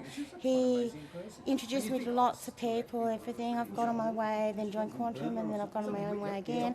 But we ring each other regularly and talk to each other, and we still love each other. I can ring him up and say, oh, I've got teary eyes, oh, Frank, what am I going to do? And he's like, just looks after me and cares for me, and he's great. He's fantastic. I'm not repeating myself. He is. So has it changed? What did you mean to say? That he's a night owl and he's still one. But I didn't get that in. Did I? No, you didn't get that in. Have you seen the pictures upstairs? That's Told me, it still moves me because we have had so much in our life. Okay, as kids, we didn't have as much as kids do now, but we haven't suffered. Really, we didn't suffer at all. No. Okay, there was a bit of shortage of money, but we didn't go without. And I think that's built on with our children and our grandchildren. They have everything. They don't know They hardship. wouldn't survive if there was a depression. No, but if they hear stories like this, they can understand that people survive. People are very ingenious, It and wasn't they can the do stress things. of nowadays, darling. No, but in a different way. Different way, yes. I mean, Yes, I why agree. do we have so much stress these days? Because You've got to wear helmets. You've got to have this, and you've got to have a car seat for a certain child. And you got all those extra All things those- we didn't have to. We couldn't have got them. couldn't have got them. No. I remember I got three brothers, and two a lot older than me, building billy carts, and we're in the centre of the road down the hill, brakes, I mean, really. Exactly. Climbing trees, and down the creek and... Making slingshots. Yeah. I used to go to old Mrs. Day's at Westlake, and she was the end house, and Cork Hills lived just down the hill. Oh, right. And we used to go there, and Mum and the gang would get busy betting on the horses. And we'd go down and find all these golf balls along the river. Oh, yeah. Along the Longlow River. Yeah. I mean... Oh, yes. Such a different time, isn't it? It's a But I different think it's time. really important, those stories, for our children and our grandchildren. I was telling... You're going to say it to yours. Yeah. So, has it been a good time? What? In your time? I mean, you're now, how old are you now? I get over bloody 80 next year. An OBE. Excellent, congratulations. Yep. I don't think I'm going to make it. Of course you are. Oh, God, you'll be here for a while yet. So your 80 years that you've been living are from very humble, tough beginnings to now where, it's a different world, isn't it? It is a completely different world, Emmanuel, because I am happy with all the stupid decisions I've made, that I've ended up where I am, and I'm happy. And that's you have to be. Life can be so hard for some people, and life was hard for us when we were girls. Dad wanted 3 boys. He lost his little boy on the way out from England. He's buried at sea before you get to Cape Town. He was buried at sea. He died of seasickness. He was too young to bring a baby out. Oh, it's heartbreaking. So, them were the days. So do you want to go upstairs and do this bit? Let's do that bit. Let's do that. Yeah, am I ever? What do you do here on Thursdays when you come? Nothing. I've just stripped his bed, his king-size bed, and I've emptied all the bins, and I've put the rubbish bin out, and I've tidied up both kitchens. So you do something. You make yourself useful, huh? Emmanuel, I sometimes wonder if he really wants me here. But the washing up in the kitchen and all those sort of things. I'm sure he loves you. See? Having you here.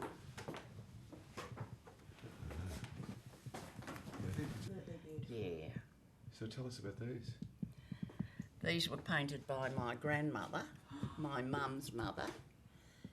And when she died in 1934, these are the only 2 paintings my mother got out of the London Art Gallery that came to Australia for her. And Frank's the artist, and he inherits from both grandmothers, but this one was the one that exhibited in the London Art Gallery, and she had epileptic fits, and she got arrested because she went into the London Art Gallery and tried to break in to make sure her pictures were safe, and she got taken home. And when my mother was 14, this dear lady had an epileptic fit and fell in an open fire and was killed. So that happened. My mum had to finish up school and look after 3 girls and a brother and her father. So that's what happened there. So, do you know anything about your grandmother? Who are these 2 girls? I don't know. Oh, you don't know? I don't know. We haven't got a clue. Mum never told us. Oh, right. But Mum wanted Frank to have them when they were here, and she said Frank might as well have them. He's the only artist in the family, so that's what they are. I've got a sneaking suspicion that this one is Mum's older sister. I've got a sneaking suspicion, but I haven't got a clue about this one. But she apparently, look, you can't paint like that. Yeah, no. But yeah, so these arrived and Mum had them framed. So they just arrived on paper, on the cardboard or whatever it is behind there. Wow. So were they, when you say the National Gallery? The National Gallery in London. The Royal Art Gallery in London. So that's where they were, and she got into trouble. She tried to break in to make sure her pictures were safe. But she was a bit eccentric. Yeah. Then she had an epileptic fit and fell in an open fire. That must have been terrible for my mother. Oh, shocking. Yes, and they were sort of a professional family. They didn't want my mother to marry Dad, but he had a motorbike. so she married him in 1925, 26, somewhere around then. Then she had a little baby girl. 25 she got married. A year later she had a girl, and then 1927 she had a little baby boy, and in 1928 on February they took off for Australia because Dad was riding 19 miles on a bike in the snow to get to work and coming back home the same way, and he said, we're going to Australia. So they packed up and came to Australia. Mum had a brother in Hobart, married with 2 kids, and he said he had a job for Dad, but by the time Dad arrived in Australia at Melbourne, he'd lost the little baby boy and went down in the lifesavers boat over the side with the minister and him and the baby, and it was buried at sea before they reached Cape Town. So then they came along in the roaring 40s and landed in Melbourne, and while they were getting their gear unwrapped, one of the crates fell down and crashed onto the wharf, and it got kicked into the sea and was all the baby's clothes and things Mum wanted. And Mum was so shocked by Australia. Anyway, they went to Hobart, stayed with her brother, and Dad went down the mines mining at Mount Lyell, I think it was, in northern Tasmania. Mum went cleaning, and Dad came up out of the mine one day and he said, no, the mine wasn't him, shut off like that, and he was terrified. And he came across to the mainland, and Mum followed him across to Mittagong, and they lived in a tent in the railway yard for about 2 years. Came to Queanbeyan, and they lived in a 2-storey corrugated iron place on Derrima Road in Queanbeyan, which has been knocked down, and there's flats there now. But there were rats downstairs, and Mum and Dad were upstairs.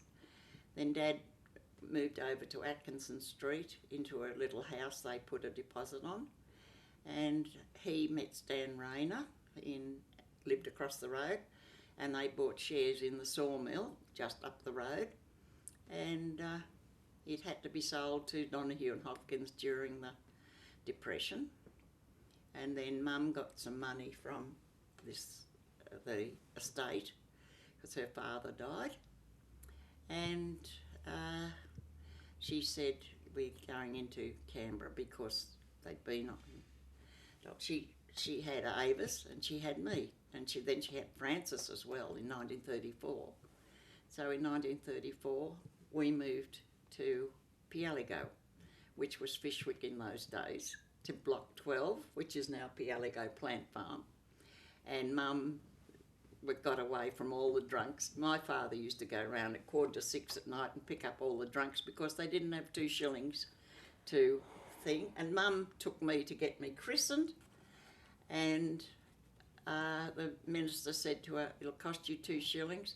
she didn't have 2 shillings, so she walked back across the old Queanbeyan Bridge and down, there's a little church just there, a Methodist church, and she sat on the wall and she was crying because she wasn't well, and she had me in a shoebox on cotton wool, and Dad reckons I was the determined little blighter right from the start, and the minister came out and asked her what she was crying for, and she said she didn't have 2 shillings to get me christened.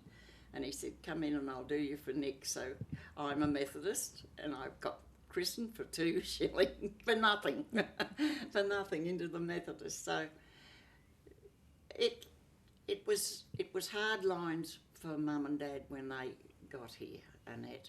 Really was. You think about it, it's a long way to come. And on the ship, you couldn't heat a bottle between 11 and 3. During the day, there was salt water for the nappies to be washed in, and they got hard. And the men were one side of the ship and the women were the other. And this night, just to tell you just how hard my father was at times, Mum went across to the men's quarters and banged on his cabin and asked him to come round and help with the babies. And he came round and he smacked both their bottoms and went back to his bed. Next morning, the baby was dead. So, yeah, so it just, you think about those sort of things, and he was tough in those days, but he'd lost his little baby boy. And to come all that way, away from her family, yeah. So, Dad had 1 brother in England. They were bits of larrikins. They sailed down the banister from upstairs playing pirates, and Dad said, let's kill the old bugger, and sailed down the banister and crashed on top of their mother. And he nearly got killed for that. So those sort of things happened. Yeah. But lots of times, and when Mum and Dad were up the coast living at Gwandolin, Dad used to get up every morning and say, I've got you for another day.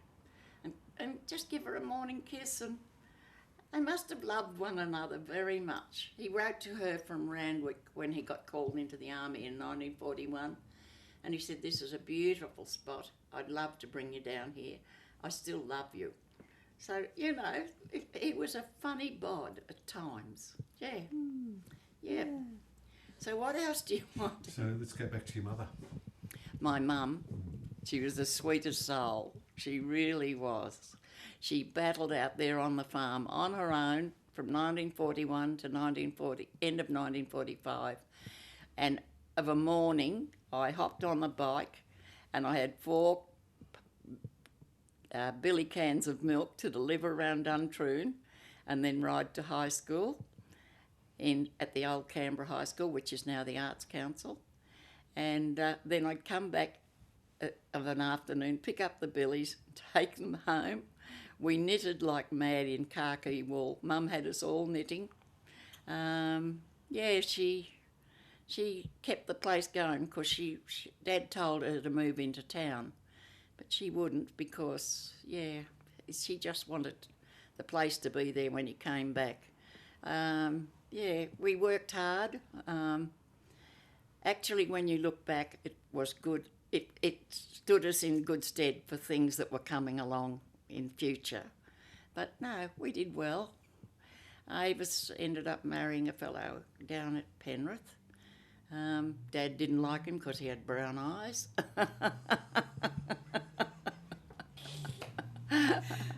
Yeah, so it's yeah. And then they ended up at 29 Banner Street.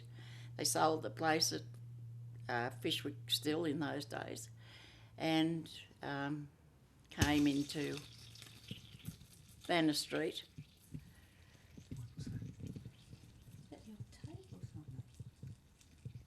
Something went. So, forget the little sidetrack there.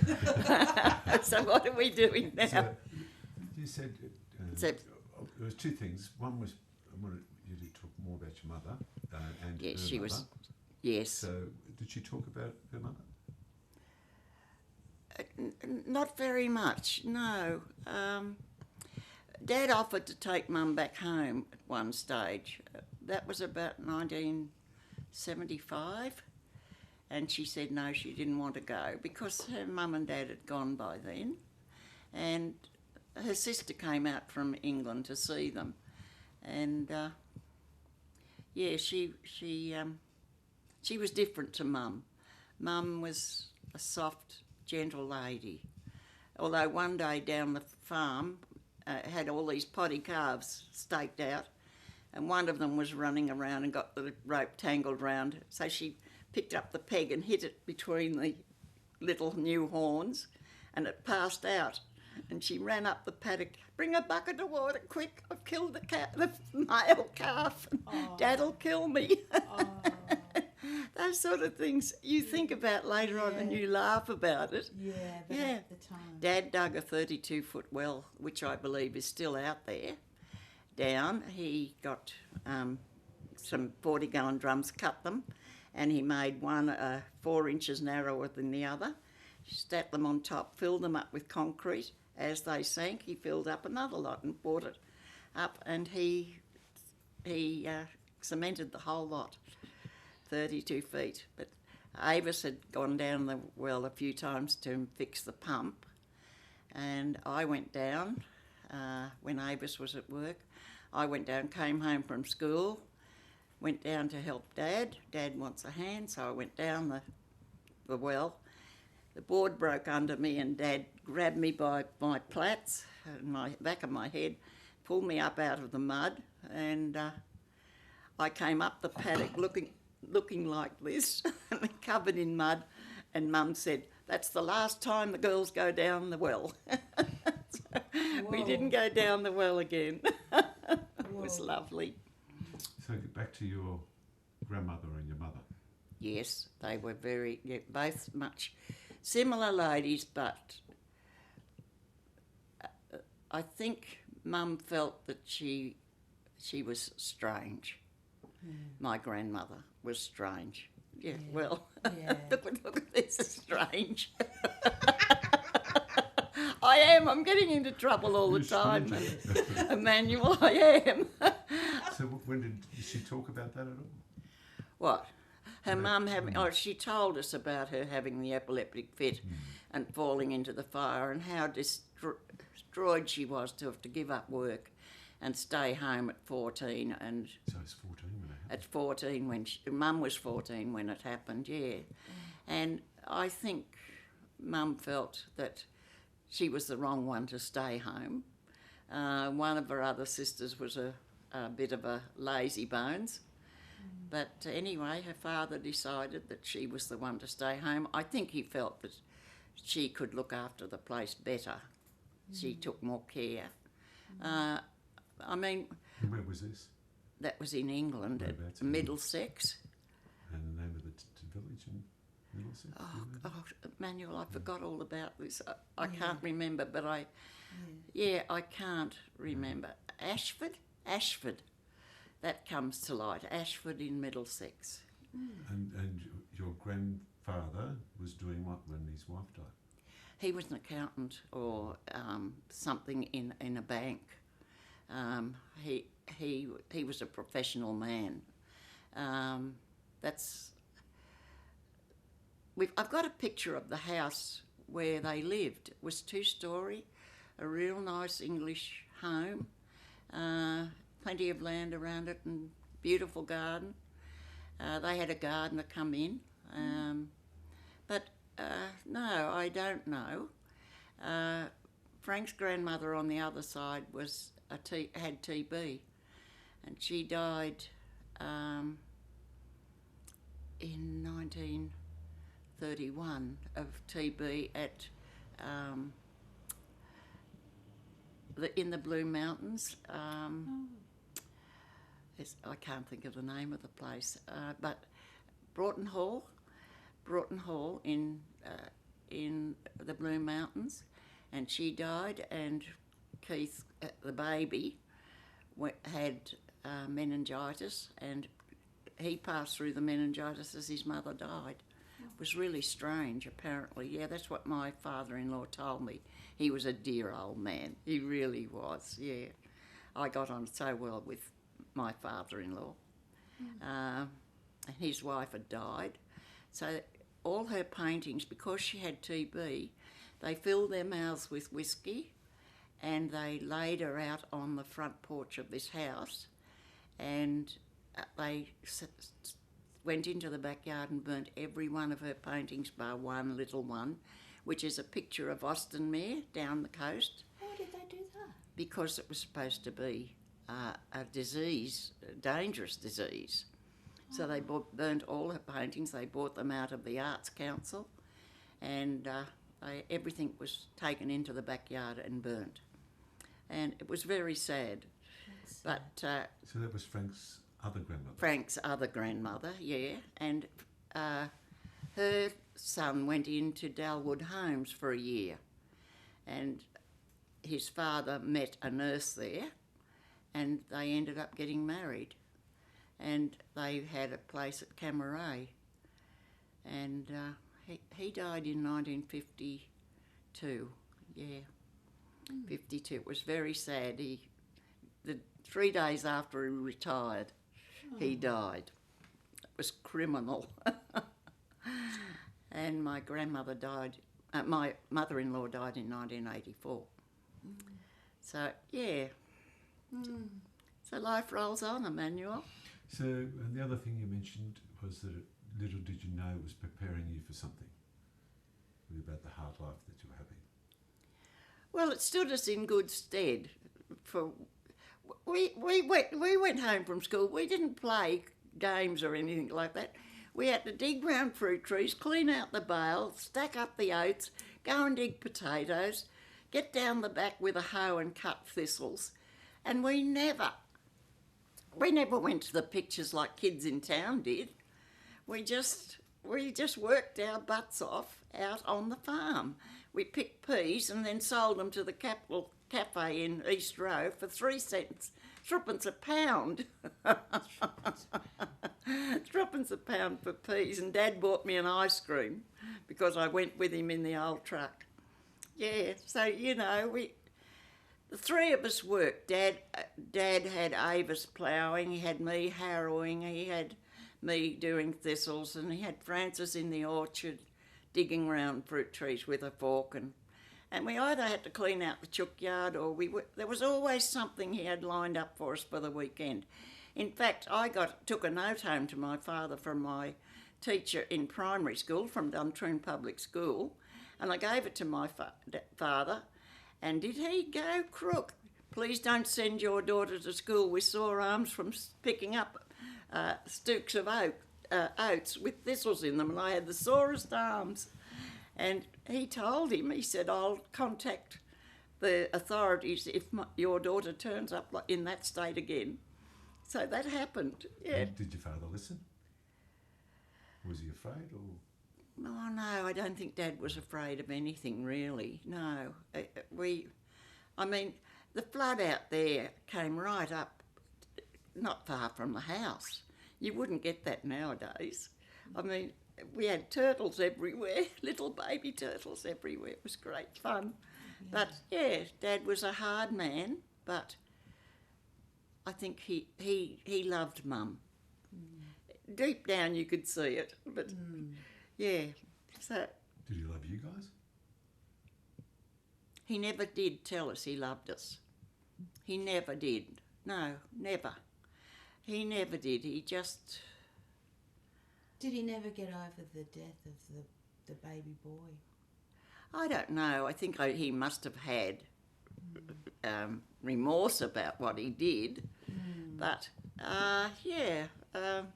No, Dad wasn't the loving kind, although in the end, I used to be able to walk out on that front cupboard-in veranda up the coast and say, how you going, willy-nilly? And my 2 sisters thought that was frightening to do that, but I got away with it. Yeah. So you sort of think, and I was the one he rang if they got into any trouble.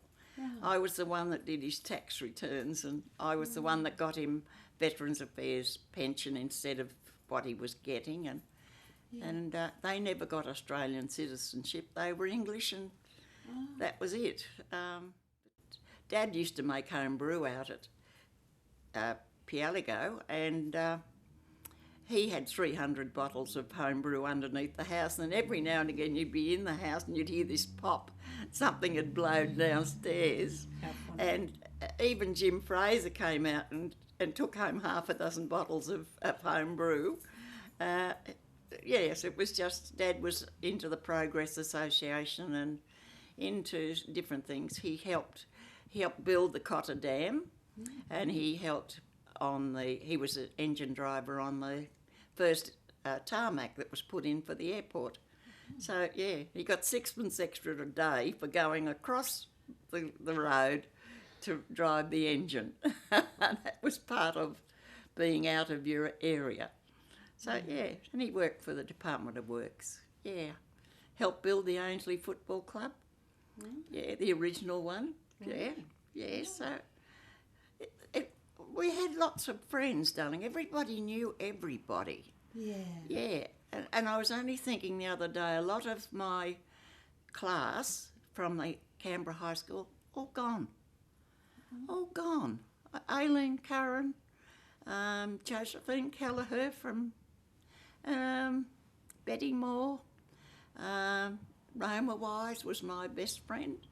Yeah, sort of different ones have gone. The boy Keeley is gone, and the only one I can think about that's still alive is Pat Lawless out at Gordon. And he was sitting in my class, and I used to think he was a gorgeous looking thing, but look at him now.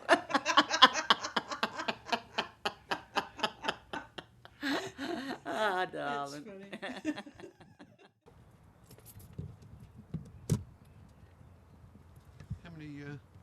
How many cars you had in your time? How many cars? 1, 2, 1, 2, 3. What's this one? You like this one? I love this one. Yeah. It's a good car. It's got a good pickup. Good pickup. Yeah. And I don't need all these extra buttons, no. You're not going to start filming right. Well, I thought this car would be a good thing to start on the car. So you had no trouble driving? No, but I'm thinking I will quietly give it up eventually. Not too long, because yesterday going home, a P-plater put on her blinker right beside me and started to come over, and then realised I was there, and we were slowing up for traffic lights, but she wanted to get through before the yellow light changed, and I was slowing for the yellow light, and she wasn't. She was going to go through. And I think I see a lot of idiots on the road, including me. Frank would say me. No. So how many cars you had? 3? 3, yes, I had a... Sorry, what was the first one? A Toyota. The Toyota. He wouldn't...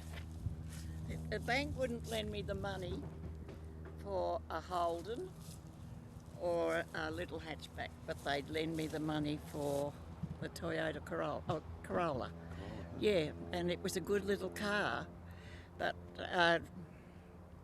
George wanted to trade his car in, and so I took his car and we sold mine. The Mazda I found hard work. Oh, this is my 4th one. I had a Mitsubishi, which was hard steering and made my shoulders ache. So I traded that in on, and I got the Mazda that time. That's where we sold it, because the Mitsubishi was hard work. Which one was your favourite? The first one I had, I think I was just so surprised. I learnt to drive, and it took me around, and I was able to pick up the grandkids from Queanbeyan when they were there. And yeah, it opened up a lot of opportunities.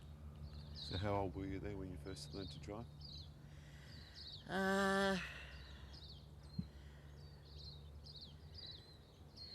44.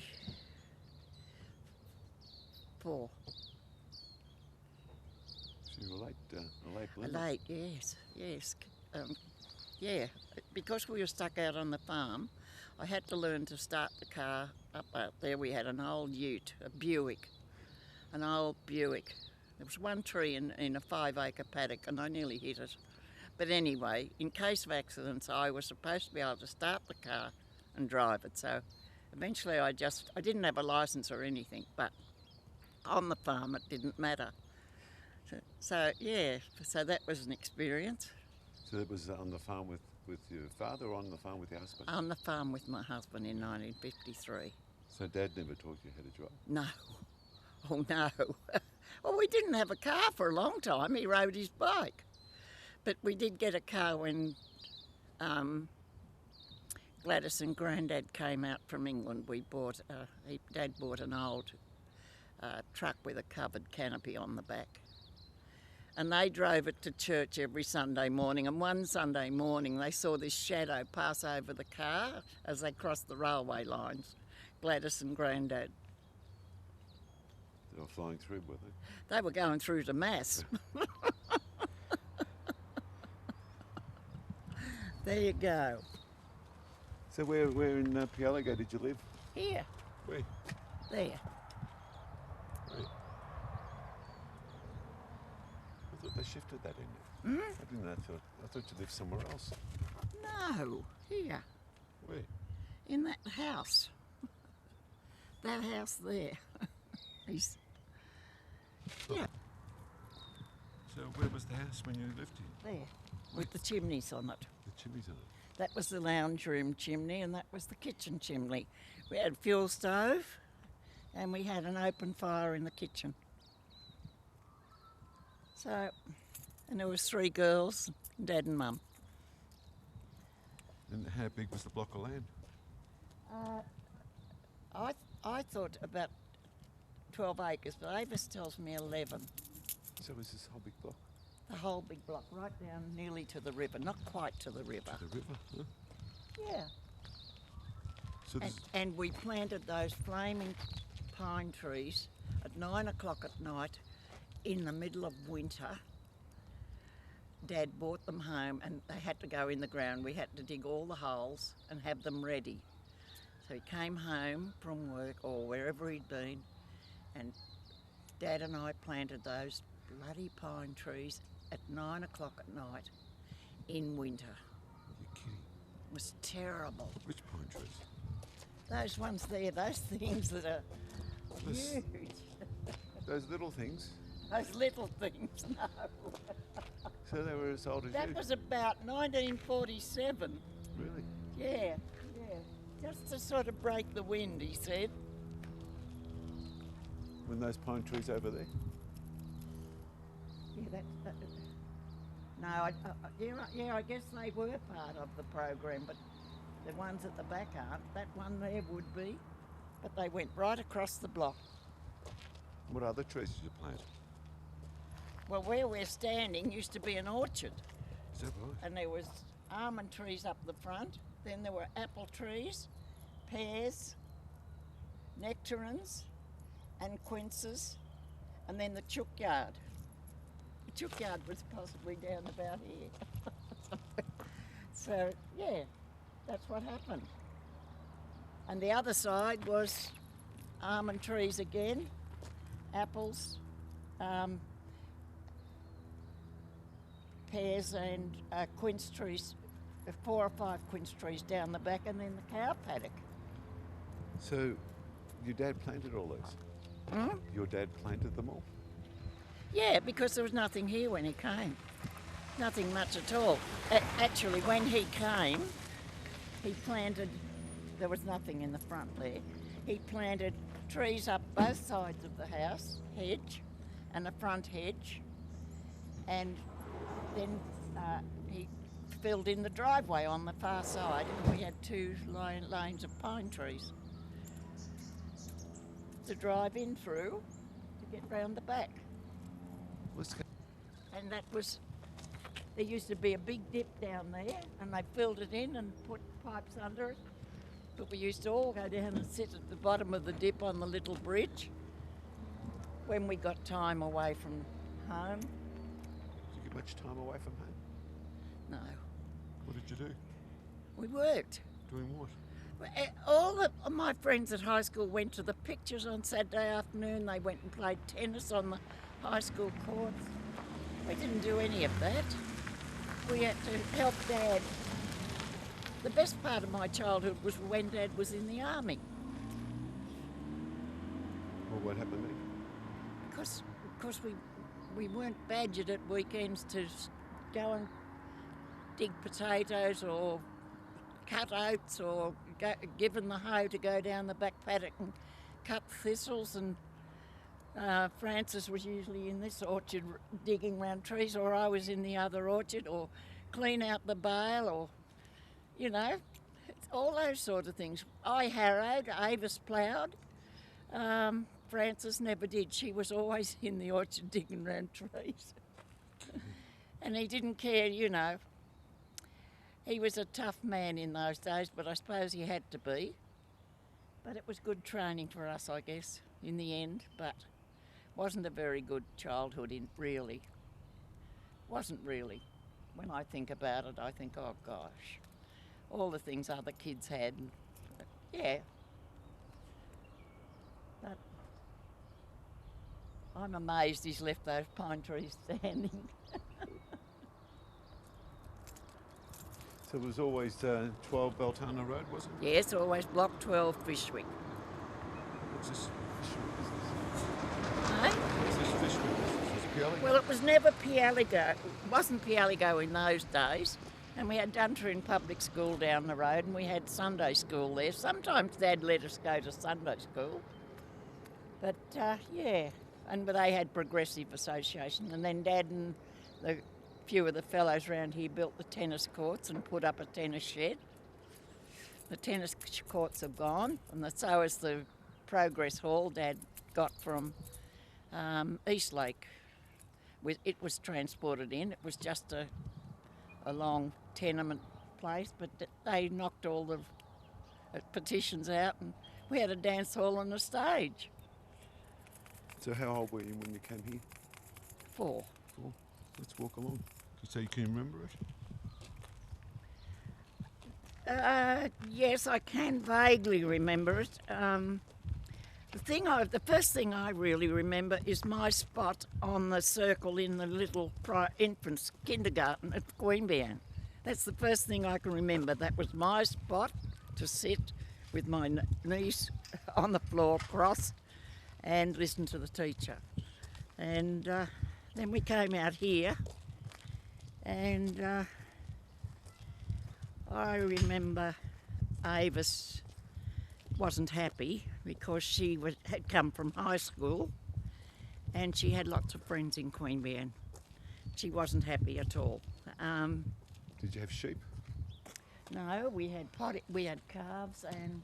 Keep walking up there. Keep walking. You're going to go in the front gate. That's it. Round the front gate, you reckon? So this is the house, huh? This. That's the house, yes. Dad put that veranda on, and he put a veranda at the back. Keep walking. My grandmother and grandfather arrived from England, so they had to have a separate bedroom. So he put the big back veranda on. And so you...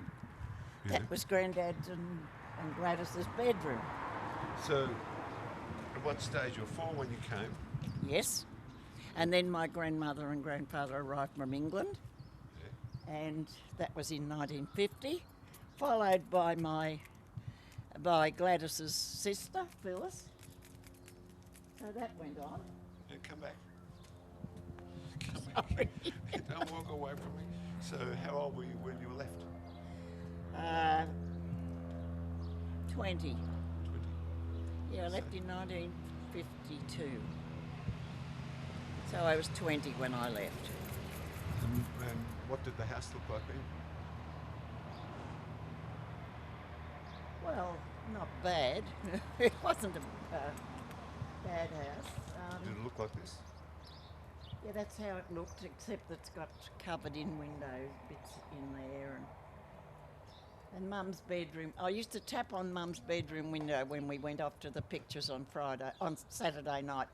And Mum used to sit and wait up for us, so I'd tap on her bedroom window to let her know I was home. Yeah. And where did you meet the boys? At dances down at the Progress Hall, or out at the tennis club, or just odd ones. I've got some pictures of some. Did they come tapping at night? No, Dad interfered. He hunted boys. He did. He interfered with one fellow Francis fell in love with, and he interfered and broke it up completely. And Francis married a fellow she should never have married on the rebound. Dad interfered with Avis and told her what he thought of Ron. She brought him home and Dad kicked him out, and Avis went off to Penrith to live. It wasn't like now. My eldest daughter, had a really nice fellow. She used to go over and visit his mother, and he was a really nice bloke. And my husband interfered in that, and I never interfered in what my kids, if they went with somebody, unless they were really rough or something, if they'd turned up with something rough. But no, they never did. But Frank had a number of girlfriends, but Kathleen, and then she met Reese and they got married, and they were soulmates in the end. But I wish she'd have married the other fellow. She'd have done really well. So how many people were living in the house most of that time? So it's Mum and Dad? Yeah, and us 3 girls. 3 girls. And Grandad and Gladys and Auntie Phil. Auntie Phil? Where did she come from? She was Gladys's sister, my step-grandmother's sister. She came from England. Dear, the sweetest lady. Good fun. She went out for a walk and she picked bundles and bundles of wildflowers and brought them home because she'd never seen anything like it and thought it was a wonderful place. She's never sorry she came to Australia, yes, a lovely lady. So how long did she live here for? About 5-6 years. She got a job in the public service. Used to catch the 7:45 bus out in the morning and come home on the 5 o'clock bus. Yeah, all those sort of things went on. So, she was a really nice person. I didn't like my step-grandmother. Is that right? No, she was strict Catholic, and she tried to get my younger sister to marry a fellow from down the coast who was a Catholic, and that happened. And she bought her a whole set of saucepans and boiler and everything else to get her to marry this Brian from Nelligan. Nelligan he was from. Yeah, so that happened. But Francis didn't marry him anyway. So, and then in 1962, Dad and Mum moved into town from here. They swapped on a moneyed settlement. And Dad said, well, he said when he retired, if he had 3 years up the coast, he'd be right. And he went up there in 1966 and he died in 1988. So that's the kitchen window over there. Where? Take me to the kitchen window. Mum's kitchen window. Let's go in. Let's see Mum's kitchen window.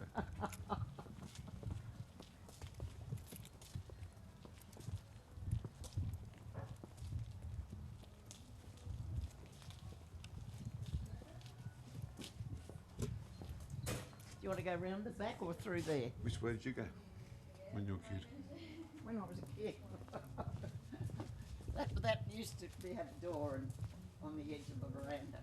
So that's Mum's kitchen window. That's our lounge room window. The open fire. Yeah. Good morning. Hi, how are you?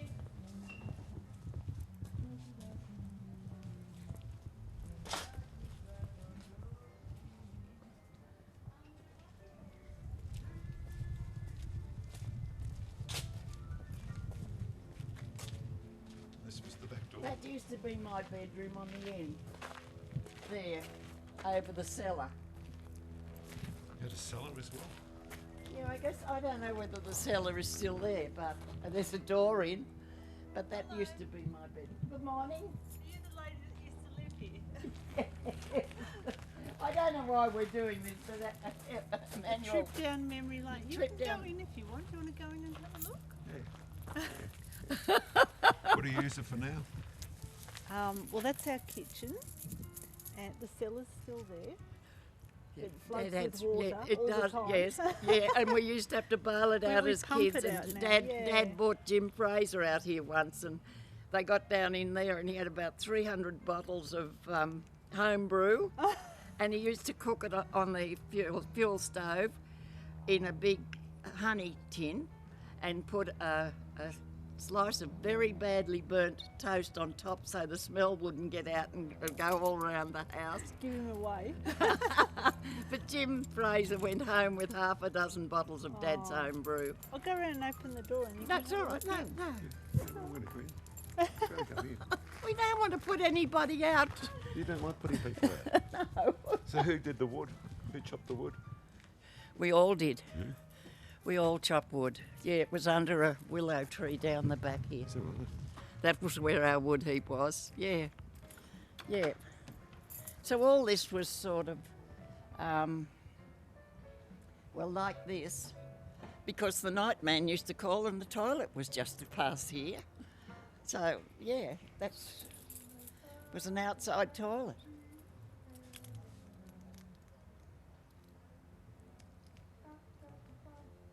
Wonderful place.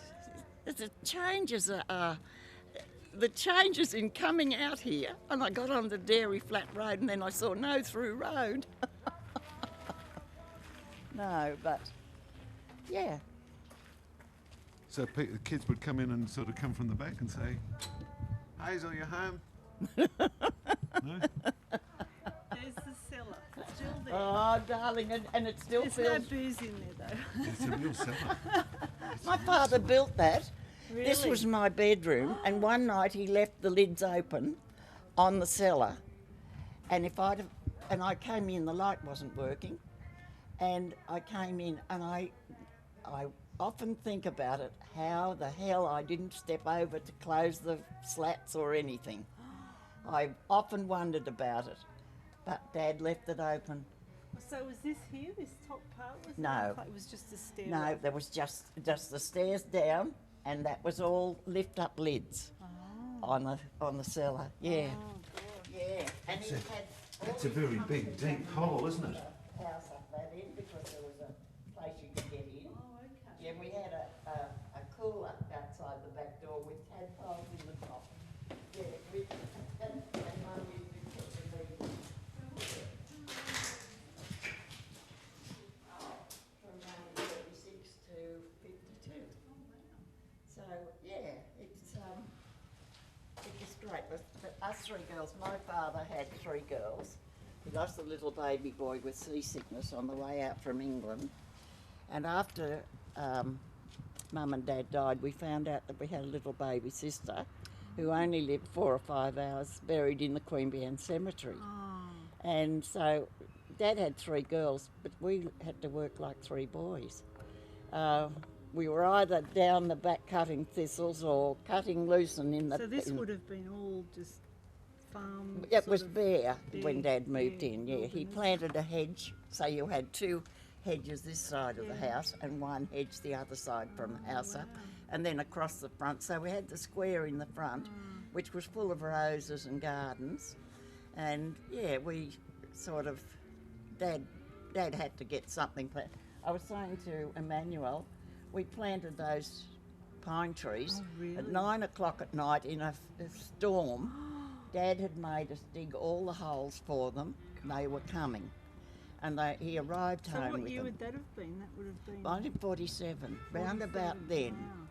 So they'd been in there, but they were a windbreak Yeah, for the 'cause house there was because nothing yes, else there was here. nothing further Oh, down. And the wind comes up from Yes, the yes, south very yes, strong. yes, yeah. it does. Yes, and then he put the well in, and Avis went down the well, and I went down the well, but not Francis. So, Yeah, I was down the well one day and the plank broke and I went into the mud and he grabbed me by the hair of my head and pulled me up. And when I came up from the paddock, because there was nothing to wipe myself off with, and I was crying, and Mum said, that's the finish of the girls going down the well. So we never went down the well again. But yeah, it worked. He had pipes all up the yard, irrigation and things like that. And we had the loosened paddock and we had to cut loosen for the cows because we had 2 or 3 cows, with a sickle. With the sickle, and then we got the scythe, the bigger one. Oh yeah. Yes, no. And Max Hill had the garden over the back, and if we were running short, we'd climb through the fence and pull all the weeds out along the fence and throw them over to the cows. Yeah, he didn't mind it. They were nice neighbours. Yeah. I mean, we had the hills down there and we had the Lloyds the other side with the market garden. Yeah, Jeff and Rhonda have been here a long time. They've probably been here about 30 years. Yeah, Max Hill was, It's a shame Jeff's not here because he's got a lot of the old photos of. Yes, I gave him property. some. Oh, you did? Yeah, Oh, right. Well, they're probably yours. No. He took some from me and then he returned them to me. So yes. You might have got copies of them. Yes, he might have done. Yes. But I've just got the photograph albums of some photos taken here to show Emmanuel when he's got time to sit down. But no, it was. We were cut off. But there was a bus out at 8:15 in the morning, and the school bus came around from Tilapia Park School to Beecham House for the Canberra High School where I went. My other 2 sisters didn't make general knowledge as well as, so they couldn't go to Canberra High, they went to Tilapia Park. And I think they had a better grounding than I did because we were separated, girls were separated from boys and all that sort of thing over at Canberra High. But yeah, I went there for 4 years and Mum got sick and so it was Mum had me delivering 4 billies of milk. I had 2 in the wire basket on the front of the bike. They bought me a bike, and that was when I was 11. And I used to ride up to Duntroon on a Sunday morning and get 5 Sunday papers, 1 to Mrs. Shuttleworth on the Oval at Duntroon Oval, and 1 to the school teacher, was Mr. Shumack, Mr. Jones originally, Mr. Shumack later on, and then 1 to Mr. Harrison, who lived across the road, 1 here to Dad, and I can't remember where the other one went, but old Harry Southwell on the next door property. Yeah, they used to play 500 in the kitchen in there at the big table. And on Saturday night, he'd put his head out of that house across the way there and sing out, "Are we playing tonight, Bill?" And, and we'd all get together and play 500. Yeah, it was quite something, we all used to do. I learnt to play cards, and my older sister says to me, I wish I'd have learnt to play cards. So I run a card group on a Monday for 53 oldies. Excuse me, you're talking to me, please? Over here now, come up, stand inside. Do you want to go inside? Thank you. He's getting sick of me. Okay, so this was what? Don't feel This was my bedroom. This was your bedroom? Yes, there was a wall there, across. That was my bedroom, and my bed was there, and there was a built-in wardrobe. Yeah. Was it cold? And it was human cold, and all this was slats. But of course, I don't blame them. They've taken them out and put windows in. Yeah. Well, slats make it colder. Slats used to rattle in the wind. Badly rattle. And what sort of stuff did you have? What? In your bedroom? A bed. Okay. A bed and a wardrobe and a mirror nailed on the wall. No, I think I had 1 drawer underneath there, 1 cupboard underneath there to throw my underwear in. But yeah, It was all right. Did you have TV? Sound system? No, no radio. We had a little old radio in the lounge room, which would fetch hundreds of dollars now.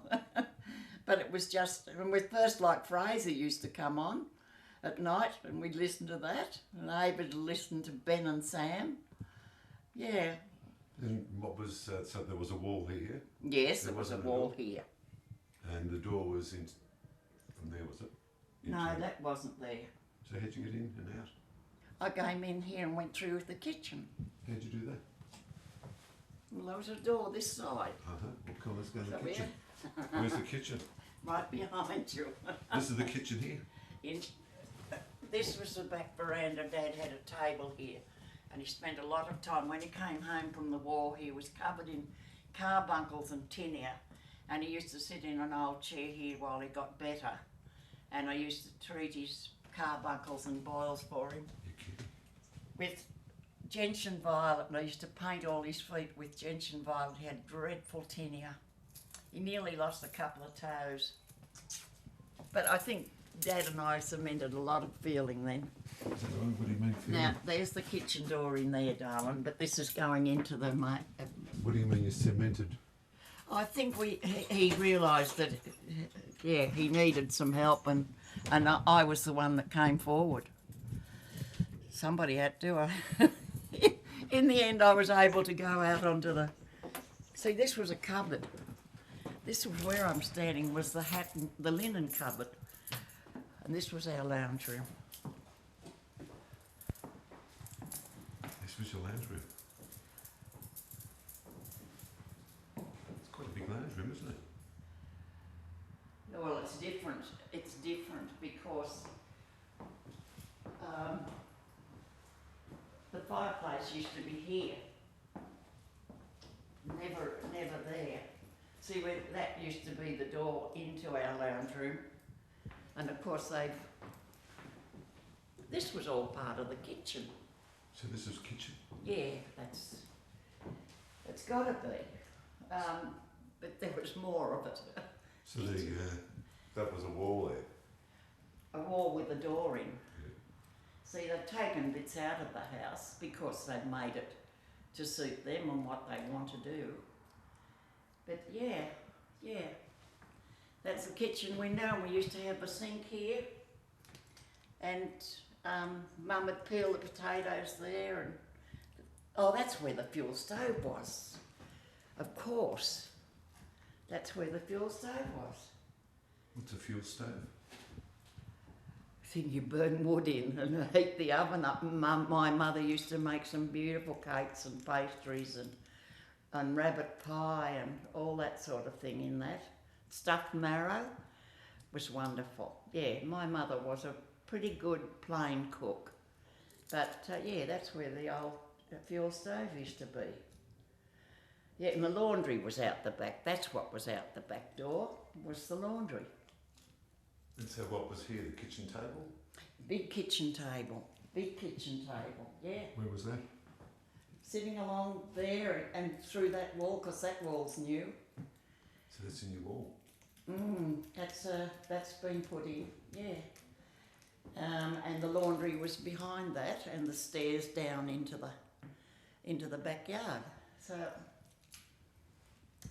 it all looks so different. You're doing well. And so you walked in from here into yeah, we walked in through a door on this side. And then into the lounge room. Into lounge room, dining room? No, dining was here on the big table, Emmanuel. That's where we had our... In the kitchen? Kitchen, in the kitchen. Yeah. And we had to have tin plates originally and mugs because my father was a bit violent at times. So if he didn't like what was going on, he'd pull the tablecloth right off and all the crockery and everything. Yes. No, I'm not kidding. He was, yeah. And Mum wanted to leave Queanbeyan because he was becoming a bit of a drunk too. He was drinking too, so. But he used to go around Queanbeyan and pick up all the old drunks from the hotels and bring them home. lay them out on grey blankets in the backyard. And that is my first memory of this place, is all the drunks, he used to bring them out from Queanbeyan and let them sober up over the weekends. And we always had somebody in the backyard, drunk as anything. Yeah. So we had tin plates and enamel mugs and all that sort of thing for a long, long time. But when Dad came back from the war, he was different. He wasn't as tough as, or wasn't as demanding or anything. But I think he missed Mum. He used to say to her every morning, "I've got you for another day." And he really appreciated more home, but he never did in the first place. He was making ends meet as best he could. But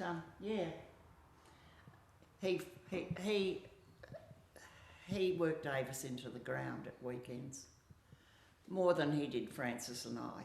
But I was the one that was always sick. So that was from childhood. That was just childhood. Yeah. Sick from what? Oh, I just used to lose energy and because I was so preemie and all that, I used to just fade at times. And I'd be home. I missed a lot of school, but I loved school. And we had the most wonderful teacher, Mr. Jones, and he was an asthmatic. And during the war, he wanted to retire, and they couldn't let him because they had no teachers. And he kept going. And then one morning, as I was delivering the milk to the school teacher, to my school teacher's house at the end of Duntroon Public, his wife asked me to call Mrs. Tracy over as soon as possible. And I went over to Mrs. Tracy and said, "Mrs. Jones wants to see you urgently, she's crying."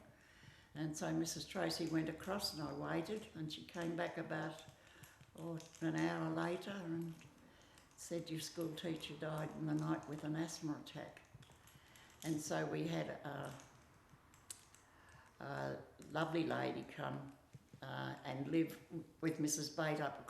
Bateson across the road.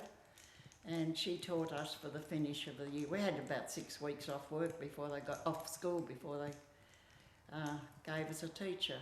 But she was lovely. She came, and then Mr. Shumack came. So, yeah, good teachers.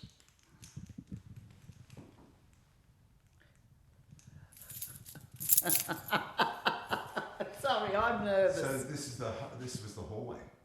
That's the hallway. Went down there to Mum's bedroom and out to the veranda. There was a big window there that looked out onto the garden we had. And then Dad put that veranda on and he built it himself.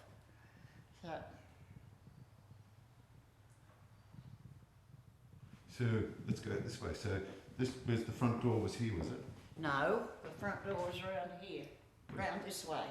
That was a big window there. This was our lounge room. That used to be a cupboard, and behind that was the laundry. This was where we had a front door out. And what was this room used for? What was this room used for? It was, first of all, it was my bedroom until Dad built the back veranda. Then in the end, it was just a sort of place where they put chairs, and we used to drag them out into the front garden. But then Dad built the front veranda on for Gladys and Grandad. But yeah, it's all sort of, no, wait a minute. That's wrong. This was Francis's bedroom. Francis and Avis shared that room.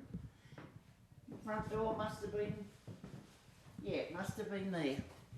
It must have been there because that was the cupboard and there was a wall straight through and that's where the door went out to the front garden. And it ended up, it was just a narrow room. And this was Francis and Avis's bedroom. And Auntie Phil, when she came, Avis had left, so Auntie Phil and Francis shared this room.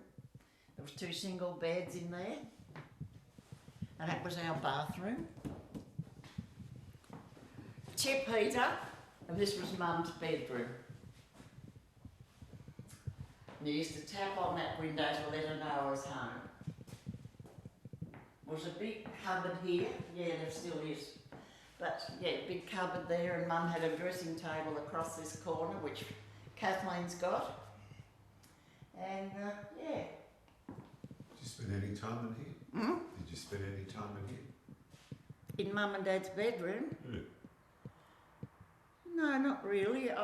When I was sick once, Mum, during the war, Mum brought me in and I stayed in the bed with her, the double bed. Well, I suppose I was about 8 or 9 at the time.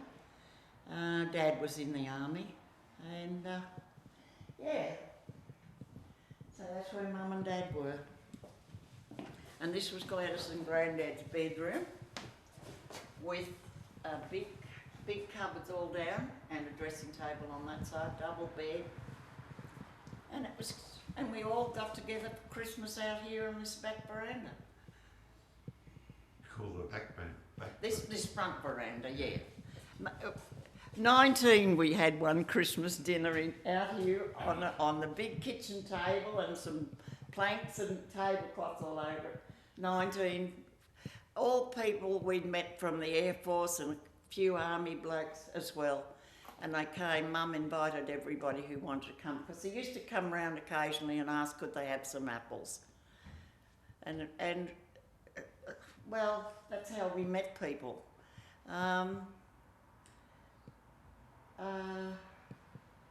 Well, Avis had a couple of friends, like she went with Vic Southwell next door, and Jack Lloyd up the road came down on Sunday night. Dad and Mum caught the bus out and went to Westlake to play cards. And so then they'd catch the 10 o'clock bus back, and yeah, so. Yeah, so we've had many parties on that veranda. It was wonderful. Really was wonderful. Did you? It wasn't enclosed. Yes, it was enclosed. Yeah. Your father did enclose it. Yes, he enclosed it with slats that were all the way along. But they rattled at night. I bet. Yeah, they did. Mm. So where'd they get the table from to fit 19 people? Dad brought his trestles in out of the garage, and he put the trestles down, and he found some boards to put over it, and then we put a tablecloth over that, and we had odd chairs all around the place, and then we bought the big kitchen table out, which seated 4,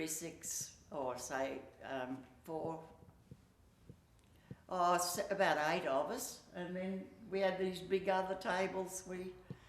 And he brought his trestles in out of the garage. Yeah. Was it a fun Christmas? Lovely Christmases we had. When Gladys and Grandad were here, they just loved it, because it was all sort of getting together. Auntie Phil enjoyed it because there was fellas around. She fitted in with everything. Auntie Phil, she was glad she came. Gladys and Grandad lived here for about 5 years, and then they bought a house on the other side of the Nelligan ferry, because it wasn't a road across, and you had to get on the ferry to go across. And Gladys made pies and cups of tea and coffee and cakes and biscuits, and they had a good life down there for a while. Yeah. My grandfather wasn't well, but they went down there. He threw his walking stick out the cabin window as they were leaving England, and he said, "I won't want that anymore." And he threw his walking stick out the window and left England. Yeah, he was a regimental sergeant major, and Frank's got one of his trays when he retired. It's got regimental sergeant major for Royal Marines. Yeah, so, and he did go, his father did go to the Crimean War. So, yeah, so we've got a sword, which you didn't see up in Frank's lounge room. It's silver, and it's a thing that was brought back from the Crimean War, and was he bought it out. Granddad bought it out when he came because he thought Mum hadn't been treated right when her mum died. So he bought his tray out and his sword from his father. So yeah. So he must have been a tough old man. Who? Granddad. No, I don't think so.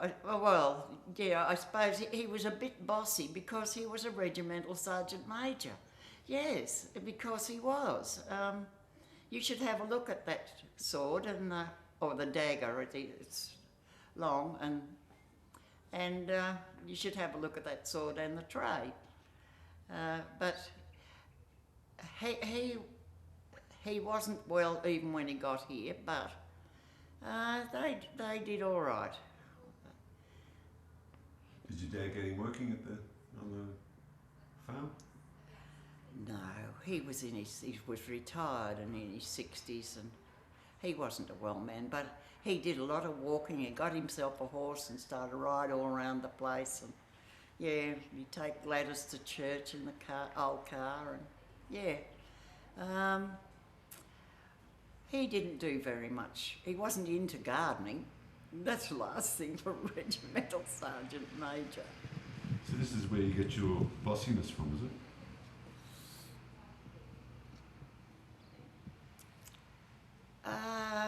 No. Your organising skills.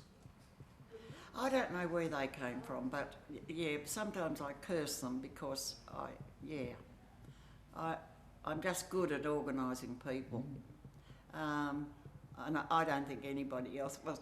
See, when Dad came home from the war, he wasn't well at all, and I set him up a chair on the back veranda and painted all his tinea with gentian violet, and I used to paint I love you on the bottom of his feet, and I think he mellowed a hell of a lot that 3 or 4 months that he wasn't well. And I remember saying to him, and he'd say, my back is killing me, and I said to him, Dad, I can see pus in the bottom of that hole, a big carbuncle on his back. It might have been a sort of tropical boil or something. And he said, can you do something with it? And I got the tweezers and put them in boiling water and put it into this hole and pulled out this awful thing like an octopus. It was all pus. And Dad, I think that was the first time Dad sort of thought, well, Hazel's good for something, because he said, oh, you've no idea. And he thought it was lovely. So the pain had sort of eased a hell of a lot with that gone out of his body. But yeah, I was going to go nursing, but it didn't happen. So you're going to do nursing? Nursing? Yes, I was going to go nursing. I went and saw a matron guy at the old Canberra hospital, and I did my invalid cookery, and I passed with pretty high marks in physiology and biology. And then Mum got sick and I took a job. What'd you do? Mob of hippies in here at one stage. There were hippies here, weren't there? Yeah, there were hippies here, yeah. Yeah. So you missed that, didn't you? Yes, I missed that. Would have been fun, huh?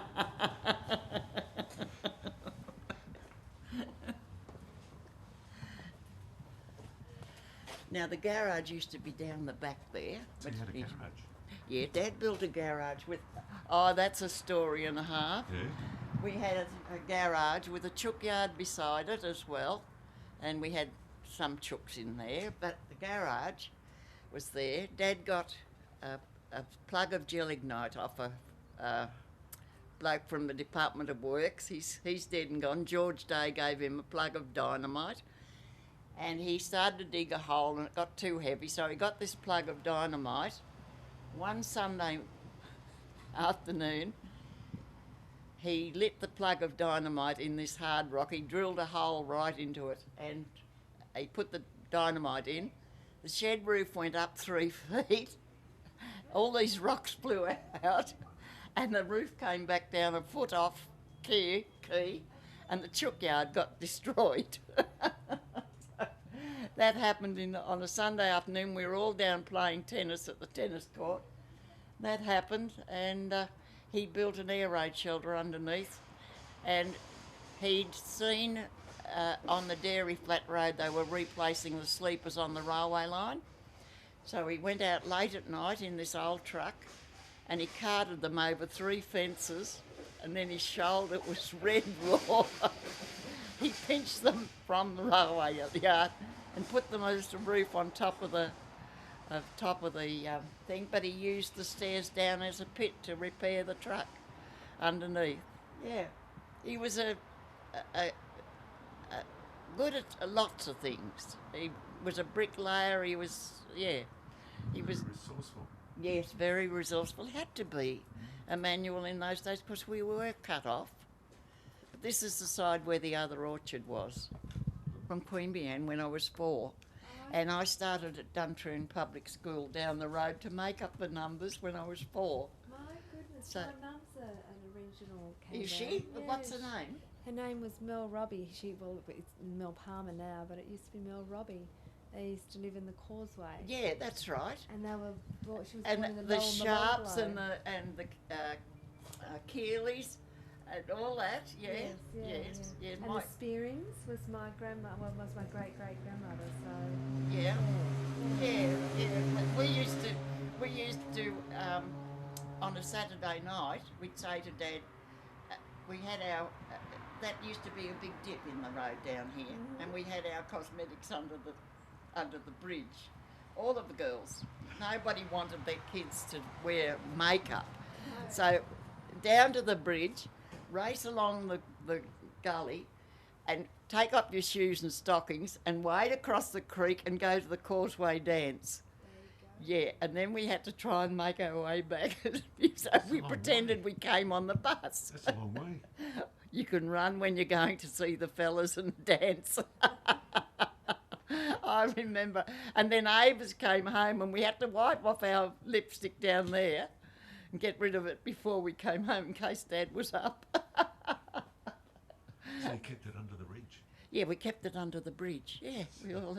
So that was your makeup room? That was where that's where we went and put makeup on. We'd like striking matches to show the mirror up to Avis. Yes, the Keeleys and the Sharps and the, Dad went to the war with Bob Keeley from the Causeway, and they became really good mates. Yeah, that happened. So Causeway was alive in those days. It really was. There were some wonderful people in there. Yeah. Trying to think. Well, they were all the workers' cottages. Yeah, they were the workers' Building a cottages. Yeah. Yeah, they well, sort of. And Saturday night used to be the bingo eventually in that Causeway Hall. Yeah. Yeah, a lot of us, and of course the Causeway people used to come down to the river, and and there was a swimming hole down the bottom there, and occasionally I nearly drowned there one day. Oh, that was dreadful. But they pushed me out in a canoe that was leaking, thinking I could swim properly, and I couldn't. My mum lost 2 of her boy cousins in I don't know whether it's down at the Cotter or down at the river here. They came down from Sydney and they went out onto a log, and the log went out. They were on the edge, and one could swim and one couldn't. And one little fella tried to save the other, and they both perished, and that was very sad. Oh, and that was the early days in Canberra as well. Yeah. See, and occasionally Dad would get the old truck out, throw some watermelons on and some odds and ends, and take us all out to the Cotter. And when my grandmother and grandfather arrived, and Dad, that was their first treat. I've got some pictures there, and I looked at it this morning, and we all went out to the Cotter, and there would have been about 14 people, and he'd have Hessian bags, and we'd go out there, cut up with the watermelons, and they just grew wild down the back because we just planted them, and they just grew, and we always had too many. And we used to pick peas and everything, and he took me one day into East Row, and we sold the peas at 3p a bag. And Dad was disgusted. He bought me an ice cream and said, "Let's go home." That happened. Oh no, you think about it. A lot of it was fun, but a lot of it was hard work. Yeah, well, Dad put the orchard in, yeah. Dad put it in. I thought you put it in. No. We put those trees in at the back. Dad had the apple trees planted, and he got 12 almond trees, and we had to pick on the almonds. Yeah. Where did you sell all the stuff? Oh, Dad got rid of it in town at the hotels and things. If we had some extra chooks, they went to the Hotel Canberra. If we had too much of everything, he'd find the local fruiterer or somebody to take. Yeah. Do you have any favourite apple trees here? Yes. Where was your favourite? Right about there, Yeah. just about down there, at the end of that place, was a 20-ounce apple. And they were huge, and they were brilliant. Yeah, they were brilliant. It was just wonderful. Yeah. And the nectarine trees on the other side were good. So, no, the 20-ounce apple was there, and I often kicked myself we didn't get a cutting from it. So that was a green apple? Or a green apple, yeah. Yeah, it made wonderful apple pies and even wonderful to eat, cut up and a bit tart and just lovely. So what was over there? Take me over there. Over there was the orchard. What It type went of- right to the See fence. if we can see the apple trees there. I don't think you will because the drive goes in.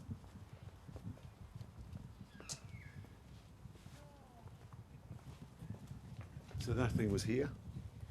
No, this wasn't here, no, darling. This is all part of the orchard. And the driveway would have come out here. And that's all the hedge was all taken out. So all that is new, darling. And see, he's got a driveway in on the other side there. The bale was down the back past those pines. The what? But, yeah. What do you call it? Hmm? The bale. The bale was where we milked the cows. You milk cows too? Yes. How many cows do you have? Two or three at one time. We got rid of one cow, I think, when Dad went into the army. But I had the two cows because the milk was one way of getting some money. And Mum held on to the property. Dad told her to move into town, sell it and move into town. She wouldn't because she just wanted to stay. Because she was away from the pubs and things, and Dad had his home brew and all that. And he didn't, he used to occasionally, of a Saturday, ride his bike over to Hotel Ainsley, up along the dirt road to where the War Memorial is. And he'd go and meet some of the fellows he used to work with. He helped put the tarmac in at the aerodrome for the first proper runway. He was the engine driver and drove the roller, and we, as kids, when we were coming from school, we used to walk over and see him working. So, How do you milk a cow? just grab her. You have to wash them udders first. And the boys next door were the Kellys, who lived next door, two big boys, Arthur and Alan, and they got some rotten duck eggs and threw them at Avis, and she dodged and it hit the side of the cow. And when Mum went down to milk the cow, there was this rotten duck egg all over the side of the cow, and she belted Avis for that.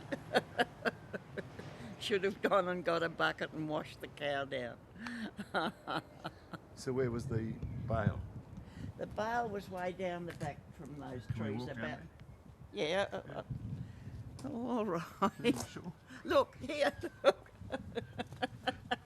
That's true, isn't it? Isn't that true? Definitely. Darling. Definitely. That's what I used to get bullied at school. Is that right? What was that? hazelnut used to get. Did you like the boys at school? Not really. I wasn't interested in boys until I got into high school.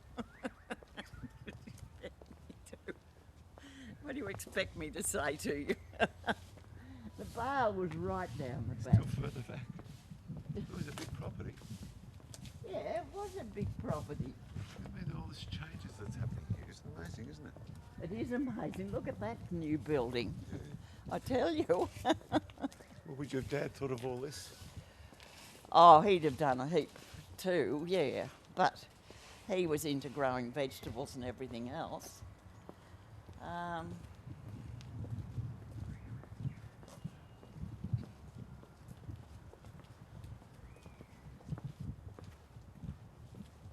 Yeah, all of those trees, all these trees are new. Pialigo Plant Farm. That's where the old bar was, down the back there. Where? Through the trees, you can see the old bale. Oh, let's go. Yeah, let's go. Yes. I said to him the other day, what are you going to be like when you're 90? And he said, I don't plan to be here, Mum. So there you go. Oh, all this has changed. See, that's the old bale. Oh, is it? No, it isn't. It's got to be here, closer. That's next door. Would have been this? That could have been it. No, it's too close. It's too close. The old bale was here. Could have been. No, that's not it. No, it would have been about, if you look next door, those trees, it would have been about over here. It wasn't far from the fence, but I think it would have been about where that post is there. And this is the river down there, isn't it? Yeah, the river goes down there, way down. So which way did you go to the dance? Down there, across the river. Across the river? Yeah, at where it was the shallowest. And then put on your stockings and shoes again. It's a good half-hour walk. It's a run. Just remember we were teenagers. Avis and I, whomp, off we'd go. Do you remember kissing any of the boys? No. I don't think I was game. I think I was frightened what Dad would say. But I did have a fellow from the army, and I had a friend who used to come here, and he was an Indonesian pilot, and he used to come here and help Mum during the war. Indonesian, yeah. And he took a shine to me, and I'd make cakes, and he'd turn up, and Mum thought he was lovely, but he crashed and was killed, and he had a plate put in his forehead. I went and saw him in the hospital, but then they transferred him away, and I don't know what happened to him, but a lovely man, but yeah. So he was Javanese, was Yeah, he was Javanese. He was lovely. He'd come round and help us, see us picking fruit in the orchard or see us doing something. And he loved almonds. He was a really nice fellow. Avis had a number of Air Force fellow friends who were lovely, you know. Frances and I young and sort of watching her with her boyfriends. But, yeah, that's Did you watch her kiss boys? No. I was going to say, didn't she teach you anything about kissing? No. boys? No. No. What? No. What's a sister for? She was a very attractive lady. Yeah. She was. See, that's our place, and I'm wondering if the well's still there. Where's the well? Down the back corner. Right at the back. Yeah, right at the back. Against Lloyd's Farm market garden. So this was all orchards here? No, this was all, the bale was there, the oat paddock was there, the lucerne paddock was way down the back. We had to have, a lot of this from here down was pasture for the cows, and Dad had pigs down there.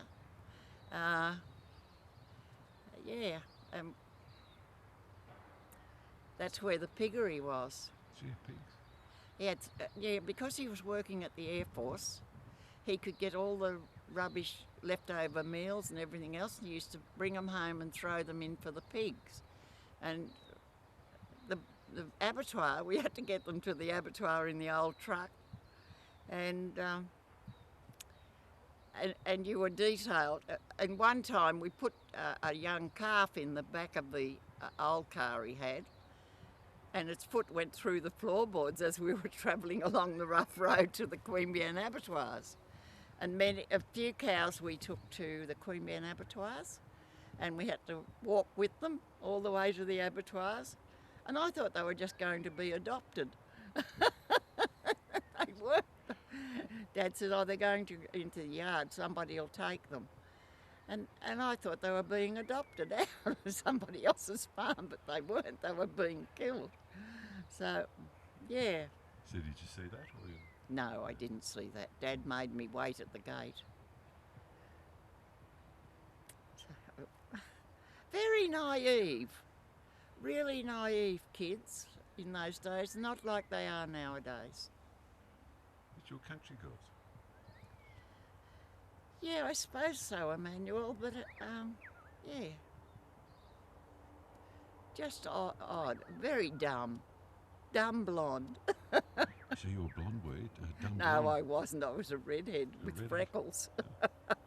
Dumb redhead. Yeah, dumb redhead. Yeah, I had lovely curly hair, golden curls. Even my schoolmaster used to say, oh, here's my golden-haired girl. Yeah, yeah.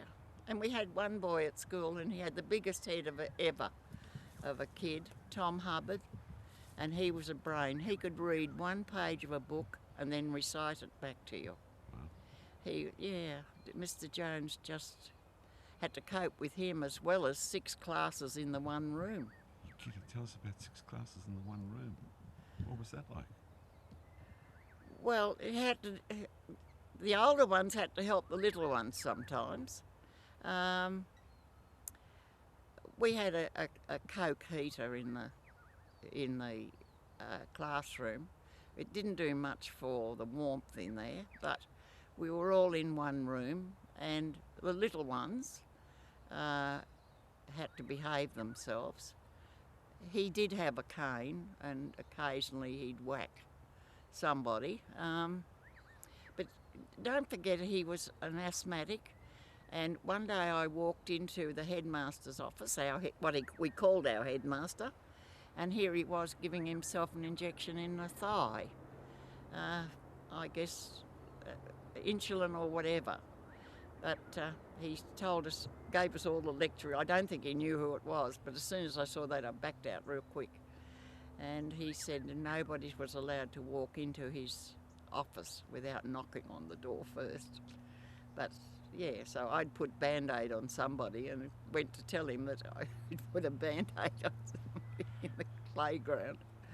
But no, it was difficult at times for him, I felt.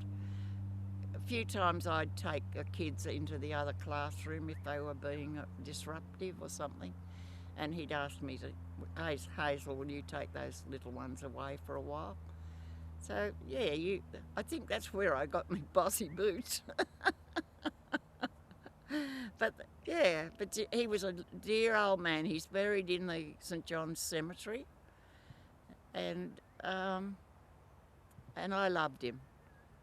I just thought he was a really good teacher. And it was very sad that he died. He sent us off to school, to high school, a few of us, and we wondered what the hell had hit us when we had all different teachers for each lesson. That was a shock. That was a shock to me, that we had one English teacher and one. Yeah, so that was difficult.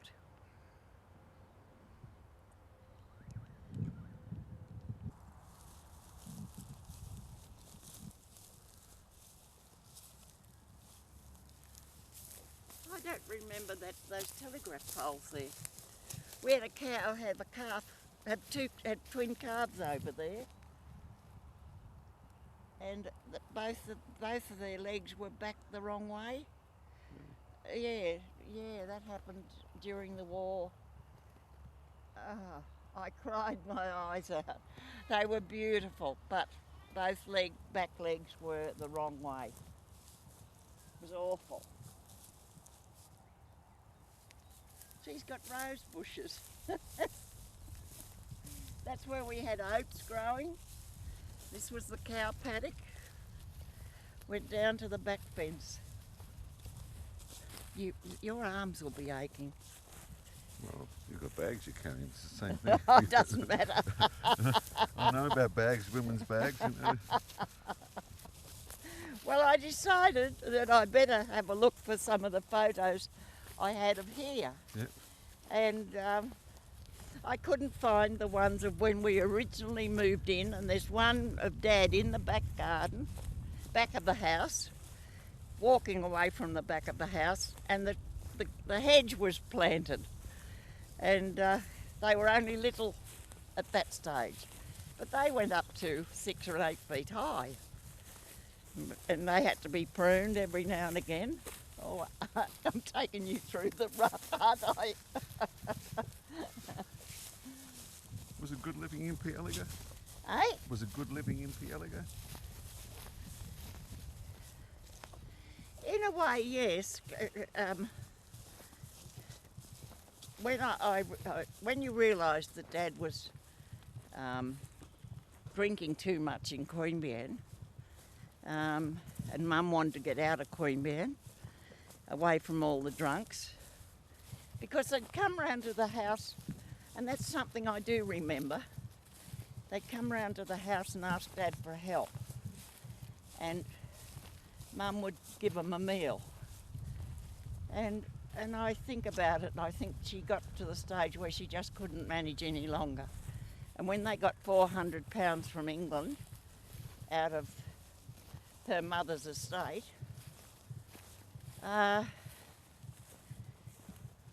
she wanted that house. It was for sale, and the other people wanted to come to Queanbeyan. And they had 5 kids, so Mum swapped on a money settlement. It's not there anymore. Is it? Yes, there it is. Over there. Let's go. The lucerne paddock. This was all lucerne. What's lucerne? About 2 acres of lucerne paddock. What do you do with lucerne? You cut it with a scythe by hand and heave it over the fence to the cows. Were waiting every night when we came from school. That's what happened. And what did you do? Put your bag down, show me how you did it. It was a curved blade with a wooden handle coming out, like a question mark. Yeah. And you used to get down and cut it. Show me. I'll give you a couple, see if you've got the movement. I can get the movement all right. You grab a handful and swing, and then you'd get a bundle together and grab it up in your arms and take it over to the cows standing by the fence, because they knew that we were coming. Right. They'd wait. They'd wait. Yeah. And where were the cows? At the fence, which ran along there somewhere. And the fence is all gone. And that used to be a hollow there, where the cows used to get water. And there's all these trees. This tree's new, and that is new. Big old trees, this. That's what Dad used to make his mould to put the thing down the well. Is that right? That, yeah. Part of his irrigation system. So where's the well? I'll follow There you. it is, there. Yeah. Show me. Go down That's where the well is. I'm going to put this down. there. Getting smart, huh?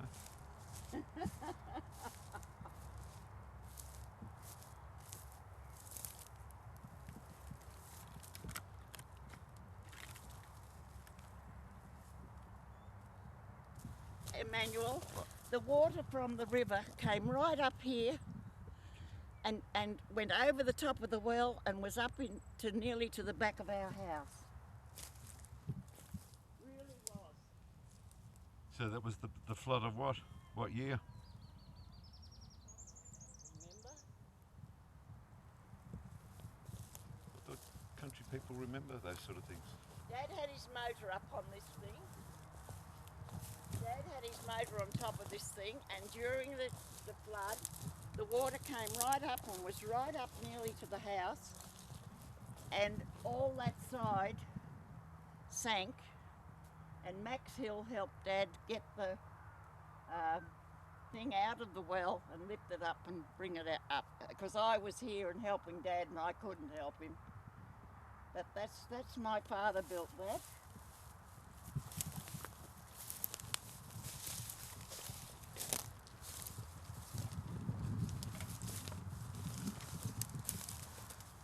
There's water in it. And what's that?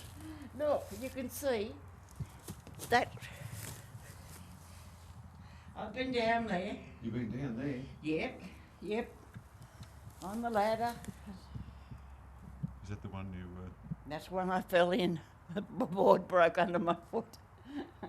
And see, this is where his belt used to go through from his. So he had two wells. Why did he have two? Well, no, he had a motor there, and then the arm went out and came across here and onto a pulley, and the belts, the big straps went down through there. You can see how he built it. He got some 40-gallon drums, and he cut them in half, and bolted them together, and that's how deep they were each one. And he filled it with concrete, and the first one sank a bit too far, so he built the next one on top pretty quick, and fortunately it landed right on top of the other one, but the first one disappeared below the soil. The second one wasn't too bad, and he was down here again putting the third one on. But getting the corrugated iron off the concrete was a bit of a handful. We had to use a crowbar. At times they stuck. But that's Dad's memorial. Unreal. It is unreal. Were you helping him? Yeah, because, well, you were carting the buckets from he had planks out or something out there. I think it was tin from the bale, and he was mixing up the concrete, and I'd grab a bucketful and come and pour it in for him. But not every time. Sometimes I wasn't here, so it's an achievement, isn't it? You look, and we used to go down to the river and get these stones. You're kidding. Yeah. And see, the river's only just down there. And I'm amazed. Look at this, Reuben Hill's farm. Old Mrs. Hill was a darling. She really was.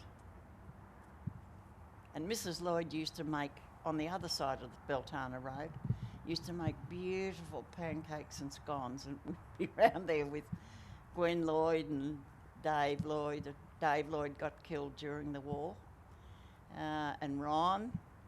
There was another one. But there you are. Thank thank you for walking me down here. Yeah, it's good, isn't it, huh? So Oh, how are you yeah. going to get back?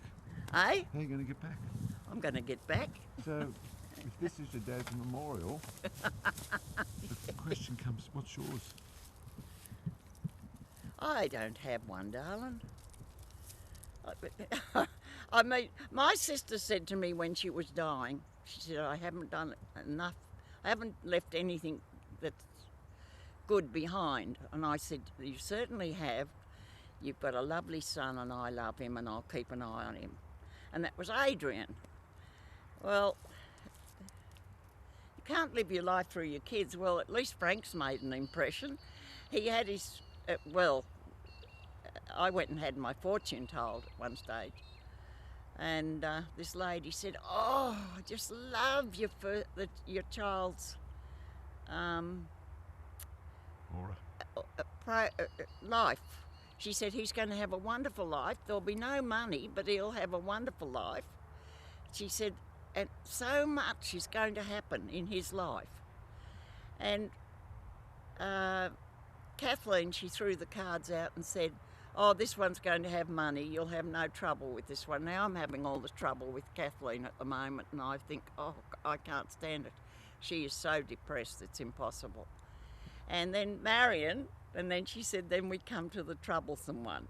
So each of us girls has got a troublesome. Frances had Susan, Avis has got Lynn, and I've got Marion. But I love the kids, but I'm not loving Kathleen at the moment.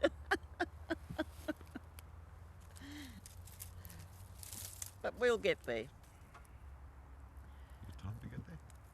Hmm? You got time to get there? I'm not ready to go yet. God only takes good people, Emmanuel. That's why you and I are still here. There's work to do. Kathleen work. Hmm? Kathleen work. Yeah, somehow. I think I'm just going to back off for a while. Let her sort herself out. I've got to protect myself. I'm getting too old to take those sort of, that sort of rubbish. I love the kids, but sometimes I think I'd have been better off if I'd never had them. But think what Canberra would have missed out without Frank. He was a night owl when he was a baby, and he still is, and I can't. I worry that I'm going to get a phone call in the middle of the night. He's overdone it at some party. He's been a good son. You have to think about that.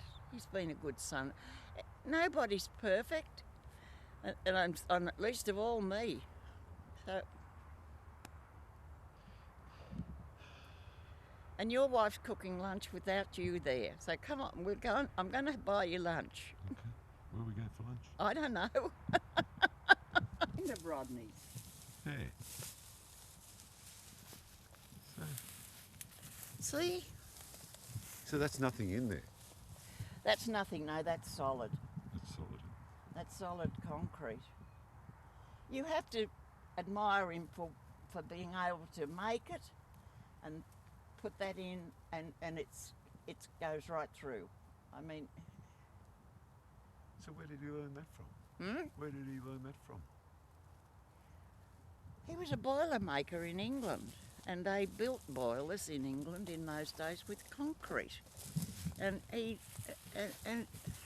was a handyman. He wasn't in his last few years. He became really slapdash, but he was 80. He jacked an old house up down the road.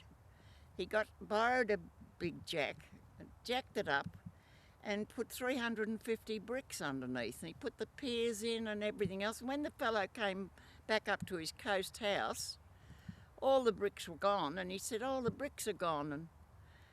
And then he realised where they were, and he came round and he was crying.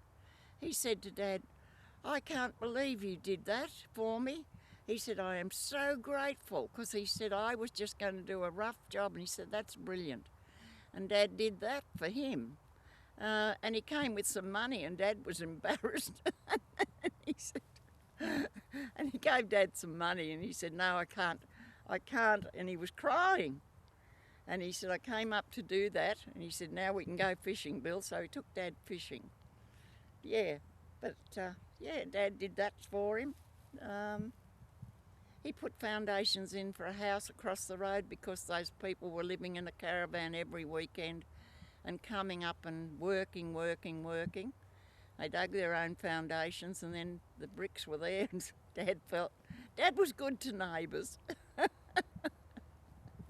Oh, no. No. So, who was your best friend when you were living in Pialigo? Betty Moore, 2 doors up. Who? Betty Moore. What was she like? She came to Canberra High she was in my class at school all the time, and we became good mates. We caught the bus together. She used to sort of. She was more Frances's friend in the end when I left.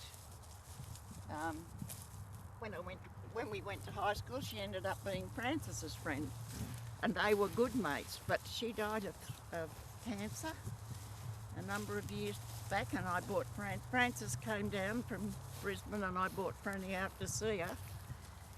And she had a bit of a hard life. She married a fellow, and he was lovely. But one day she was up helping Mrs. Capello pack honey, and the kids were home on their own. The log rolled out of the fire and burnt the house down. And she had a baby in the pram, and the baby couldn't be revived. The 2 kids got out. She lost everything, and the church came in and helped build another house 2 doors up. But that's how big our property was. God, we worked. Certainly did. So, has Canberra been good to you? Yes, but I think I should have left Canberra because I know too many people. I pick up the births, deaths and marriages, and there's always somebody in there that I've known all those years. And both my sisters moved out of Canberra, and I sometimes think, wish I had to, but it's been good to me. I'm not sorry. Got to be content. Are you content? Yep, I am. Except for my flaming daughter.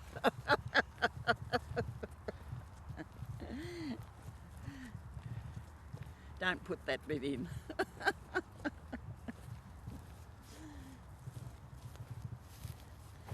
Well, maybe she might get to see this one day.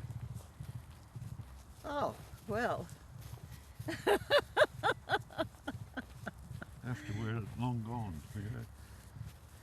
Well, she's got a chip on her shoulder because Frank got a bit more help than she did when she went to uni. She stayed home and she didn't have to pay board or anything.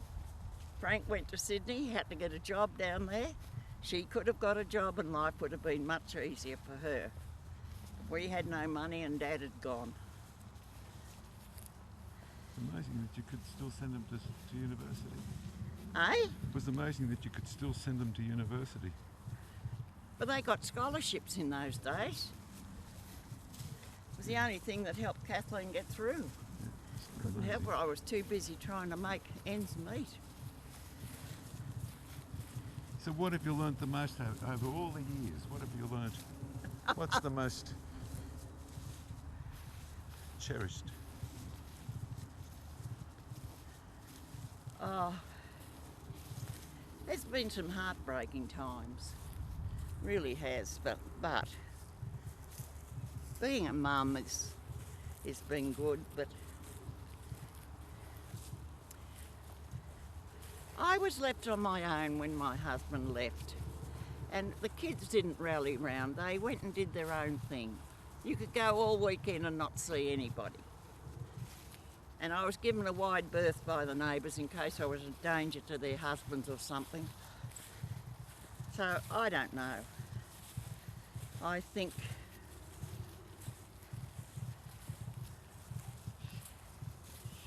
I'm a survivor. I'm a determined little blighter, Dad used to call me. I don't know. That's life. Life can be hard and life can be good. Did you learn that from these paddocks? Did you learn that from these paddocks? No, I didn't think no, I wasn't. I was just lucky to have survived. In fact, I got so sick one time I stood at the telegraph pole at the front gate and said to my sister, I think I'm going to die. And I was really feeling off, and I'd missed school for about 3 weeks. But there you go. How lucky you didn't. Eh? How lucky you didn't die then. Sometimes I wish I died at birth. Sometimes in my life I wish I died at birth. That's because it was hard at certain times, wasn't it? Yeah, it was hard at times. My husband didn't want our third child. He didn't want her at all. And so I'm 8 months pregnant and I sleepwalked and was about to commit suicide. And Dr. Martin gave Keith the rounds of the kitchen then. And it wasn't very good. It wasn't very good, but anyway, Marion loved him. So,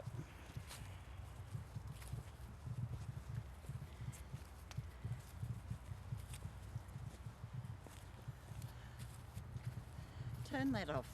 I'm almost there. You're almost done to the front. That's a long walk. I walk further than that when I go for a walk. Is that right? Yes. Why not? I think this soil, this earth, this block See, had a there's his house. I think this block of land's had a big influence on you. You reckon? Yeah. I reckon it's toughened you up and it's prepared you, and your dad did all yes, that. I often say that, that it has been. So you haven't kissed it, have you?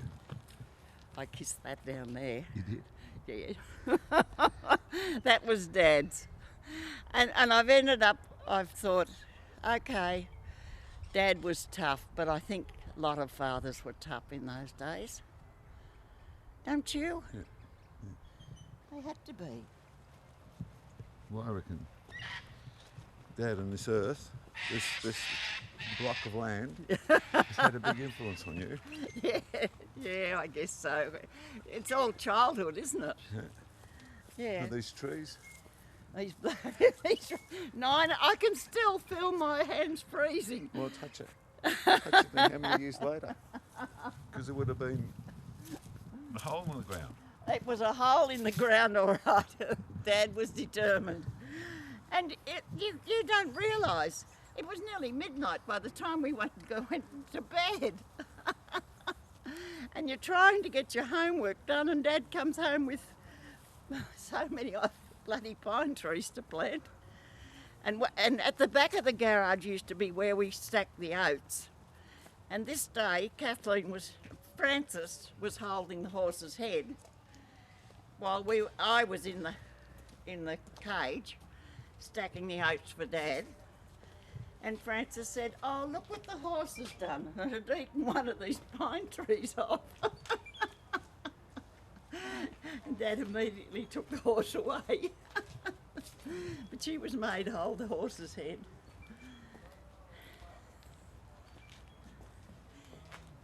Where was the dunny? Where was the dunny? The dunny was at the back of the house. It was down, yeah. There's the old house there. The dunny wasn't that far from the house, but the wood heap was beside it. If somebody was in the dunny, we used to chop wood. Possibly just about where that seat is down there. Yep. Was it scary going down there? Was at times. There were no lights. No.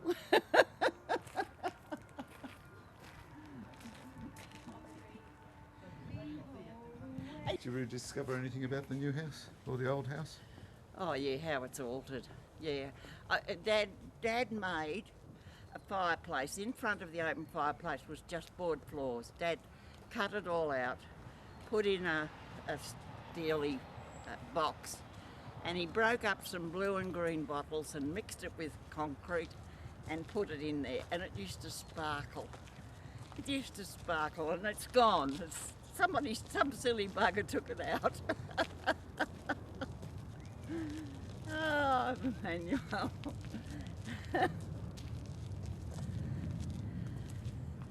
I'm amazed on letting you take my photo because Frank told me I have to get over it. You've done well. You've really done well. Very, very well. So, what's this? That's the house where I was born. Where? It's near the Queanbeyan Park. In Queanbeyan, just down the back of the Queanbeyan Park. When was that? 1932. I've got over bloody 80 coming up next year. It's been a beautiful day. Hasn't it? Today's been a lovely day. Did you enjoy it? Yeah, very much so. I didn't know you could talk so much. I do about the past, yeah. You do? Because Canberra's completely changed. One time you could walk down the street and say hello to everybody, but not anymore.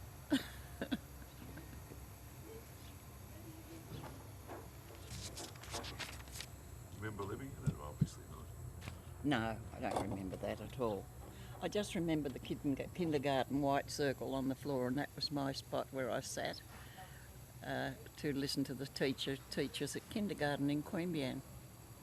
So, yeah, and I could still go to that school, you know, and see that spot. I've been there. Yeah. Yeah. Remember this one? Rodney's? Yes, Rita Doyle and her brother lived here. The Lloyds were next door. Next door was the Bakers that way, and the Pryors and Reuben Hill. And across the road was the Lloyds.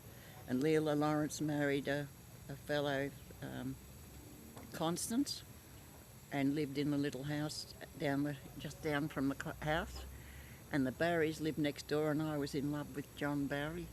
And my dad used to bring the cows up here to put them in with the bulls. So we'd get calves. And then across the road from here was the Primers. And then next door here was the McGuinnesses. And then Jack Lloyd moved in there with Barbara. And then the Bushes were the next house. And then the Moores were the next one. He used to kill 35 chooks on a Friday morning, and when we were on school holidays, he used to chop their heads off and let them run around the yard, and he'd take them into the Hotel Canberra, and had a big 40-gallon drum with boiling water in it. And we'd dump the bodies in there and pull as many feathers as we could off them. And then there was Barber's next door, and then our place, the Southwells, the Rasmussens, and then the Robinsons in that next house, and then there was Nicholson's on the corner in that nursery, and then the next house was the Gowns, a good friend of Avis's, Joyce Gown, and they used to go off together a lot, and then Tracy's down the next place, and I used to sometimes pump the Tracy's thing on the thing while he was doing some horseshoes. Used to love doing that. Mrs. Tracy was wonderful. She had 3 boys. She had Bob, Don, and Michael. And then there was the Duntroon School, and then past that was our school teacher's house. So Pialigo rather than Canberra, Pialigo was good to you, wasn't it? Yeah. Oh, look at all those names. Yeah, well, yeah, I can remember them all. Yeah, you could sort of go down this side was the Primers, and then the Olsons lived in the other house, and Ulrika was my good friend. They were Swedish people. And then there was the Smiths, and they were strict Methodists, and we used to have to chase the rooster on a Saturday afternoon, take him out of the yard. He couldn't go back until Monday. That actually happened. And then we had the Batesons. Mrs. Bateson made me my first own dress. She sang out to me one day coming home from school, and I used to go over and help them, the two old maids in the house. And when I come home from school, she'd sing out to me to come and lift something or shift something, or go and get the eggs out of the poultry. Yeah, all those sort of things. And then the grants were on the bottom, on the right hand as we go out. Yeah, grants next to the progress hall and the tennis courts. Well, you knew everybody. Yeah, that's what I'm saying. You knew everybody. And if anybody was in trouble, my mother was there with a casserole or something, or cakes or something. Mum was always like that. And I guess that's where I get it from. But yeah, Dad was always there too. He was always helping the neighbours out. Both barrels? Both of them, yeah. Well, when one of the neighbours had some big problems, Mum and Dad went down and helped. So what do you think of the changes to Pialia? I think it's great. It's opened it up, and it's not as isolated as it was. And you look at all the cars around here today, boy, it's amazing. I think it's wonderful. It's all part of progress, Emmanuel. What progress? Not the good old days?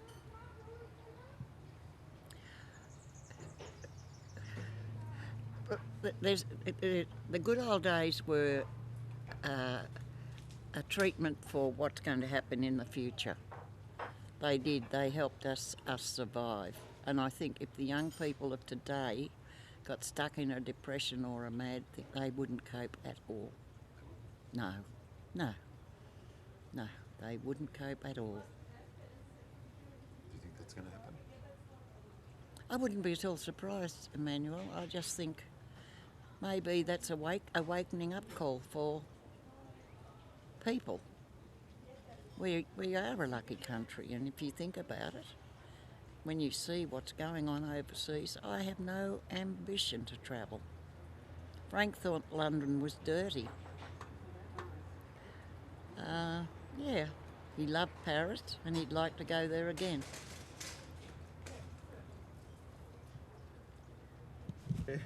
Yep.